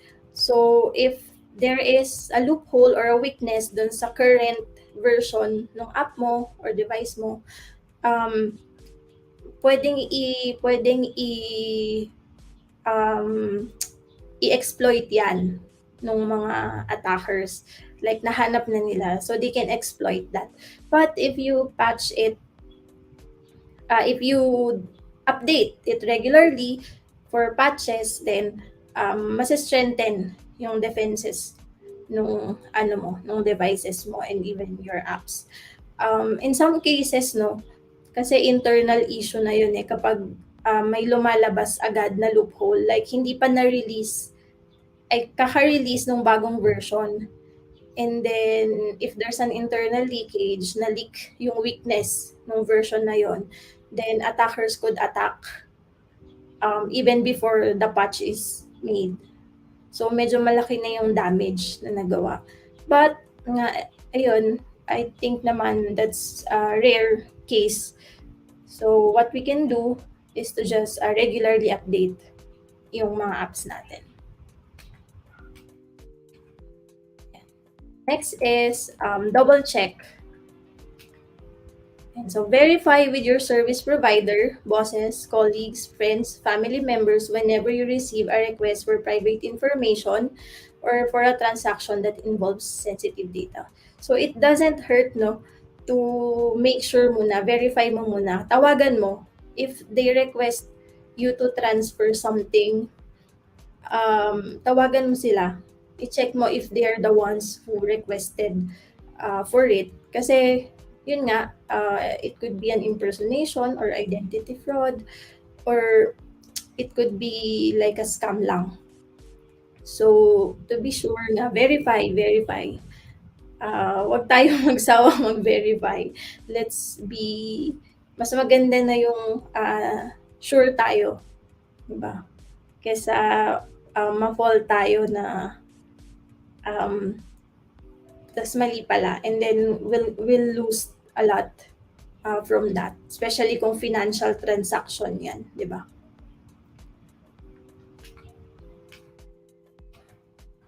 Ayan. Another is we have to be cautious in public. So what I mean by that is we have to minimize, if we can minimize the use of public Wi-Fi, then let's do so, especially if it's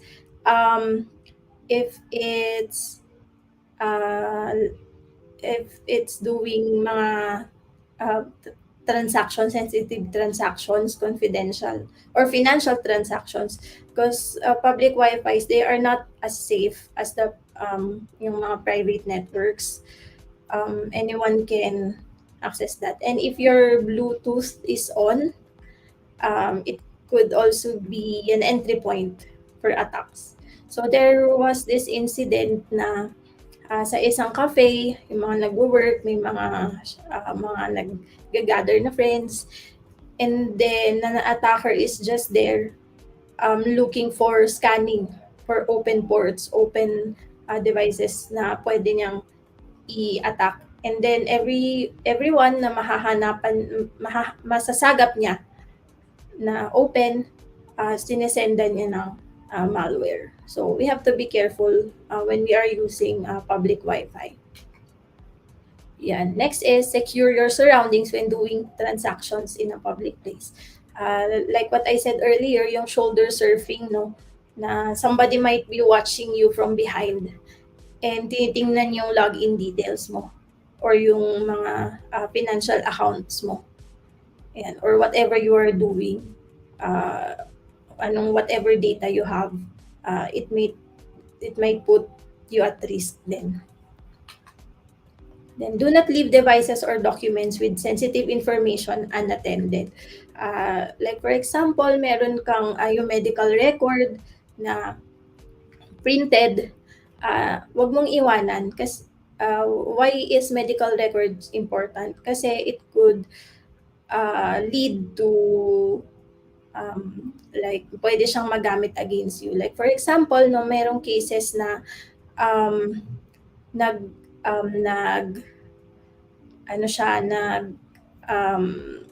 under medication siya, and then nalaman ng attacker na sensitive siya to a certain parang chemical or to a certain medication then, or certain food, may allergy siya, and then yun, they could use that information na pwede siyang pakainin without the person knowing. Yun. And then yun, it will put the person's life at risk. So we have to be careful, especially if it includes yung address natin, phone number. Kaya yung mga Shopee or Lazada or Zalora na packages nyo, before you dispose the packaging, i-blur nyo yung address nyo and name and phone number. Because dumpster divers, they could use it, and they could trace you. Pwedeng i-observe na nila. So I heard this story, no, this is na merong nag-deliver sa kanya, tapos cash on delivery, sinisingil siya. So may package, parang may package siya, pero hindi naman legit. Hindi sila nagbigay kasi wala namang they check yung app nila if they have a delivery on that day, and wala naman silang in order. So it's safe. Pero that person, yung nag-deliver, nakuha niya yun because of the trash. Nakita nila yung pattern, and they tried to take the opportunity para mag-pretend na may delivery guy, and to get yung cash as they receive yung parcel. Yeah. And then, limit what you share. So social media is the best place to look for personal information. Criminals can learn a lot from what you post. We have to be careful din whom we are sharing yung mga information natin or what we are sharing. Sometimes, di ba, people are very concerned with privacy na crying out or parang commenting about yung safety nila, privacy nila. But then sometimes we don't have that discretion of what we post, of what we share. We have to be careful also, especially if you're in a place, kung mahilig kayo yung check-in, tapos yung name ng place, careful lang kasi if people know na nandun ka, ayun, yun, alam nila nandun ka at the moment and it could put you at risk. There is this instance no na yung mga may vloggers na nag-house tour sila. So the house tour, pinakita nila yung house nila and nakita yung interior, yung structure. And then after some time, they were robbed. Nanakawan sila. So when you share, especially yun inside the house, yung mga private spaces, kasi the internet, di ba, it's worldwide. Whatever you put there, it will be exposed to the entire world. So you have to be careful do sa mga sinishare natin. Kasi nga, like what happened to those vloggers, nakita yung mga nila, nakita yung, syempre, yung financial capacity nila, even ano yung meron sila, mga assets or mga valuables nila inside the house. And since nakita din yung layout ng house, madaling i-navigate na. And especially if they are posting pa yung whereabouts nila, alam na nung robber na they're out of town for a week. So that's a good opportunity for them to get inside and to rob the house. So be careful lang din. Especially when it comes to yung sa mga organization na information natin.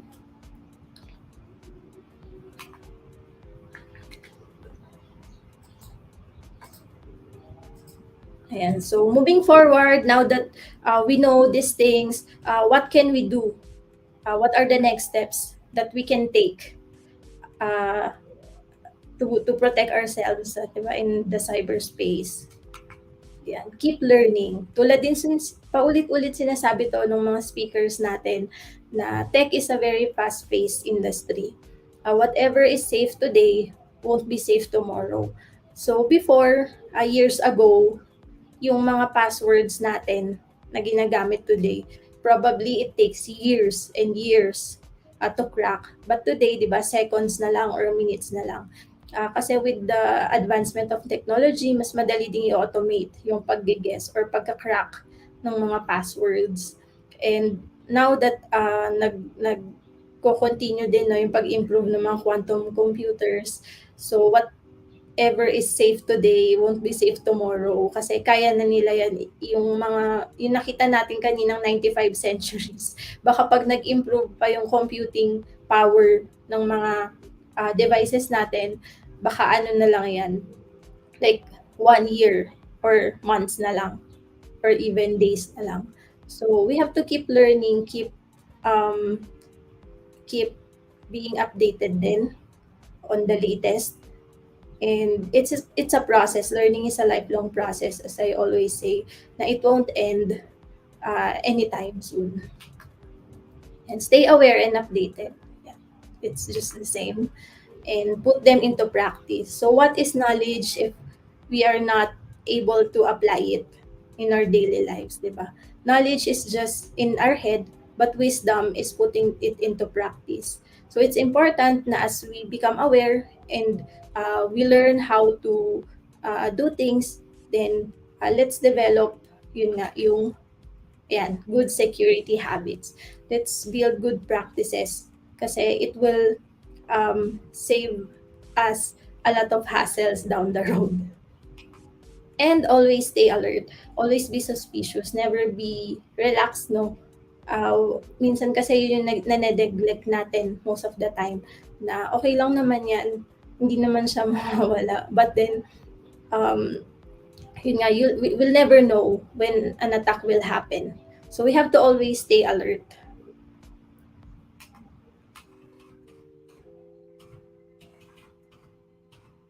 Ayan. So, just like as I end, just like our theme for today, progress, not perfection, there is no such thing as a perfect system, but we can strengthen our defenses by learning one good practice at a time. So, hindi naman na one time nating natutunan or naging aware tayo, ibig sabihin, expert na agad tayo. It's a process, it's a journey, and we keep building up yung good practices natin. Diba? So that we can prevent yung worst things that can happen. And so that's it. I hope na you will invest in good security habits because it's always better to be safe than sorry. So I'm Zelle, and that's my topic for today. All right. Thank you so much, Ms. Zell, for that wonderful presentation. I know a lot of people can relate, especially in these days that we are still in pandemic and a lot of our transaction is online, right? And a lot of tawag dito, elderlies would often be a victim of this kind of scams and also like security breach for our companies. So it's always good to be updated with all of the things related to technology and to not be complacent enough with technology also. So I guess if you have any questions for Ms. Zell's talk topic, please feel free to comment down in the comment section, as well as we'll be having an AMA session for later after this live stream. We'll be transferring to Google Meet to meet our awesome speakers from the earlier session. And yes, I guess that's it. Ms. Zell, do you have anything more to say to our participants? I think no na if yung awareness natin, let's not just keep it to ourselves. But like I said nga na it's for every digital citizen. So even if that person is not in tech, let's take time to create awareness dun sa immediate community natin especially. Yes. I guess I have one question for you. Since you discussed this, how to be more safer in the online and hyper-connected world, for you, do you have any tools that we can use, or anything that we can have a reference to, so that if there's anyone in our family that is not yet updated with the tech, we can share it with them?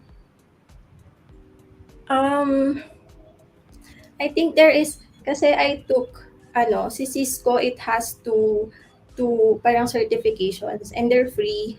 So one is yung introduction to cybersecurity. I think that's the simpler version, concise. It does not include technical side. I think I can recommend that even for non-tech people for na i-take nila. It's just parang mga lang yun, maybe 2 to 4 hours or 3 hours to take, and it's very descriptive. You learn the fundamentals, the risk, and I think kahit yung mga seniors natin can easily grasp yung concept. Yes. Thank you so much for that one. So again, if you are interested to learning more about cybersecurity and how to be safe, you can go to Cisco. They have like a training session there, right? So that's probably 2 to 3 hours. And is that free for them to take? Yes, or it's free. So yeah, that's free for everyone to access, and 2 to 3 hours is long, but still your learning from that session will greatly help you along the way. Again, thank you so much, Miss Zelle, and I hope to see you later in our AMA session. Thank you so much. All right, here we are again, right? Thank you so much, everyone, for tuning us with us for the whole day of excitement, learning, and sharing of personal stories from our amazing women in technology. So I think that's our last speaker. But again, we still have a raffle for everybody, and we will be announcing the winner for that one today. Rai, do you have anything to add? Yeah, just look forward to the raffle because we have some awesome goodies waiting for you guys. So let's hope that may the luck be with you. Yes. Yun lang. Again, again, to be eligible for the raffle, you need to answer our feedback form. So I'll be flashing right now the feedback form link and QR code. We actually appreciate all of the feedback that we've received from the previous events, and still we'd like to hear your IWD 2022 experience. Here's the link for the morning session feedback as well as the afternoon feedback form. So please take your time to, give us a feedback. It would only take you 3 to 5 minutes. So we'll wait for you before we announce our they call this raffle winners. So yeah, and also please do um join us later. Well, already it's already 4:30, so after this live stream, we'll transfer right away to Google Meet. And if you are interested to speaking to our speakers personally, and asking them advices and their experiences, or any questions regarding their talk, feel free to join us later. Um, our link or registration for the AMA session is available in our Facebook page, which is WTM Manila. So you can go register there, and also we'll just add the Google Meet link in the comment section so that for everyone who didn't receive any invitation, they can still join us today.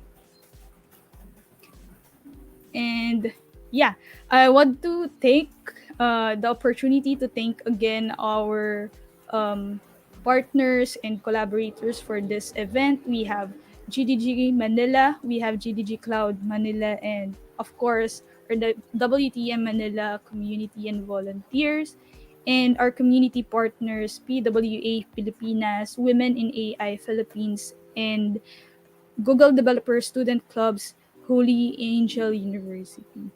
So, guys, feel free to take a 5 minute survey, 3 to 5 minute survey for our event today. And yeah, we'll just prepare the raffle winners.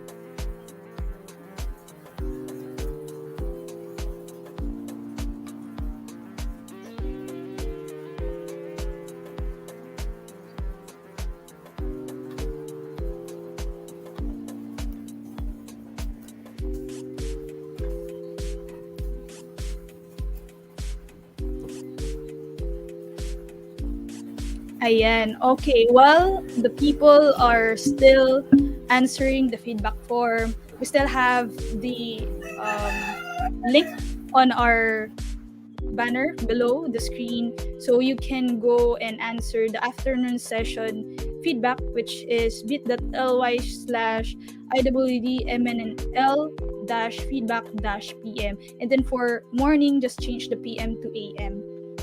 So before we announce our winner, I'll just, share my screen. Let me just.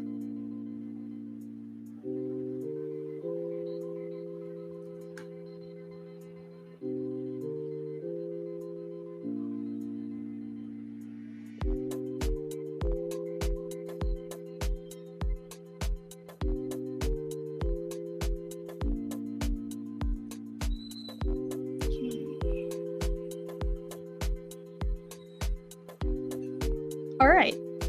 So,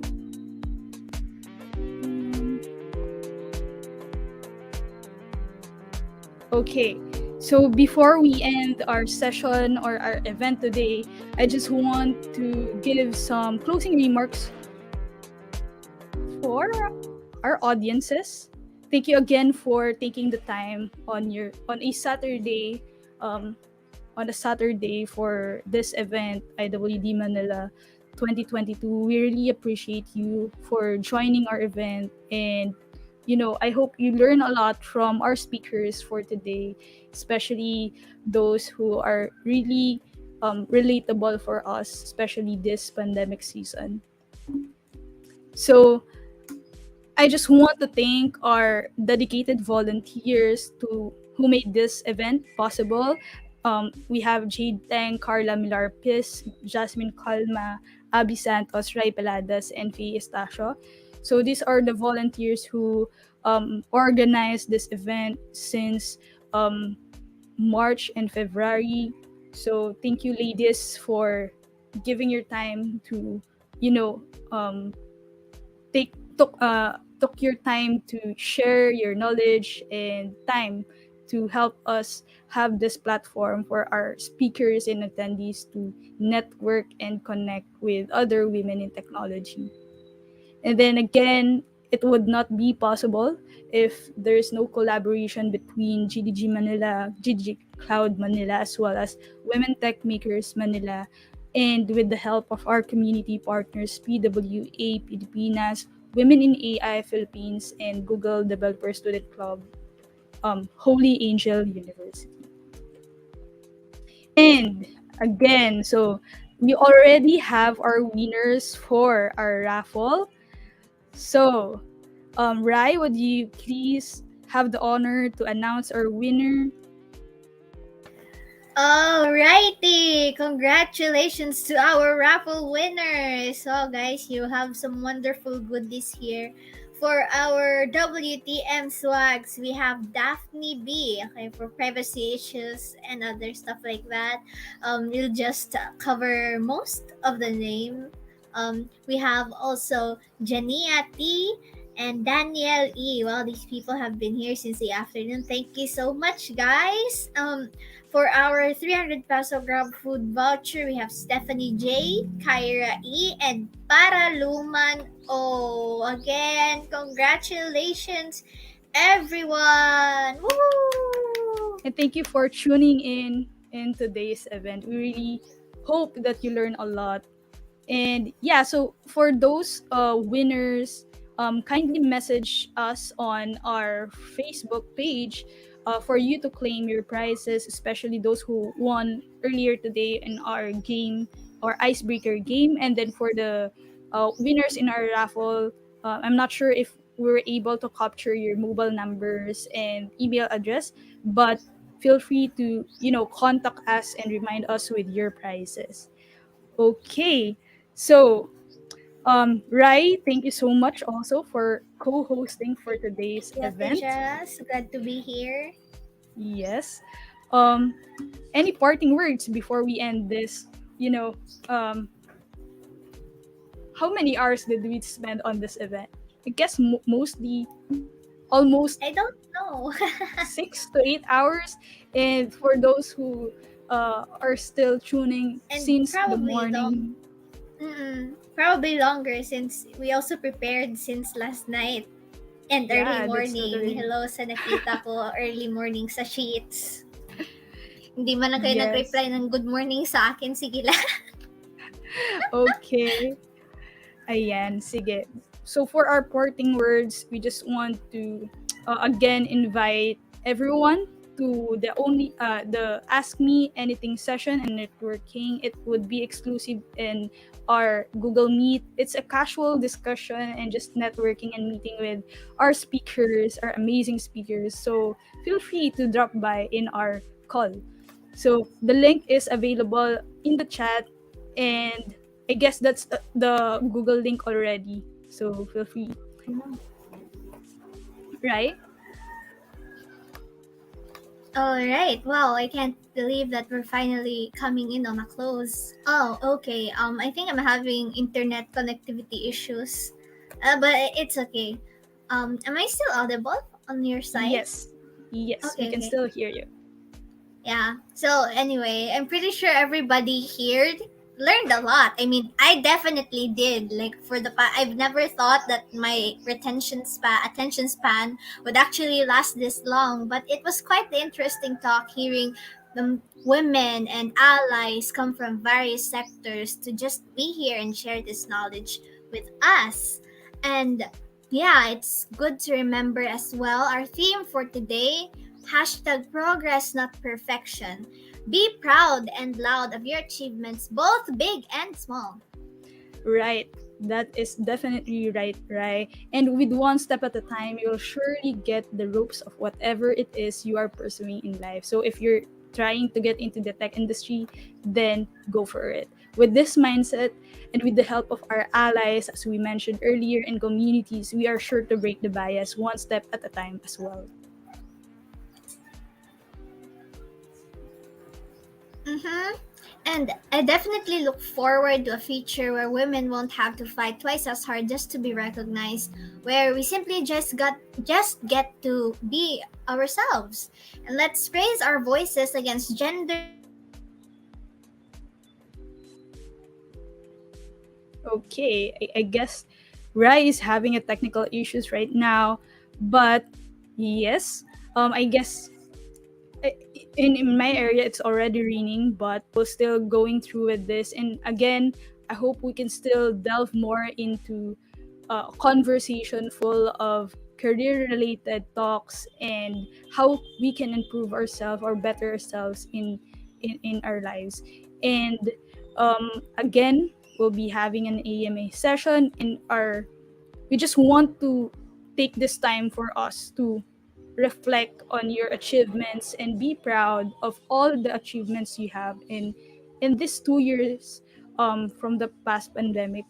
And you know, it is a time for us to really shine and express ourselves more as a women, not just in the tech industry, but women in general. Again, hello and welcome back. Right. Hi, sorry, the internet is acting up because I believe there's a small typhoon near our Yes. area. But anyway, where were we again? Sorry, I got lost. Yes. Yeah, sure. No worries. I already tackled all of the theme for today, and we just want to thank everyone again, right? Yeah, sorry, I didn't get that. Oh my god, the internet really is acting up. Wait, let me just read. Okay, I guess she hung up again, but I'll just end this session with a huge thank you, and I hope that everyone consider to learn more, achieve more, and challenge themselves more on a bigger goal that we are dreaming of. And again, hashtag progress not perfection. We don't aim perfection, just a progress in itself. And with that, the our event is officially ended. And thank you everyone, and see you on our AME session.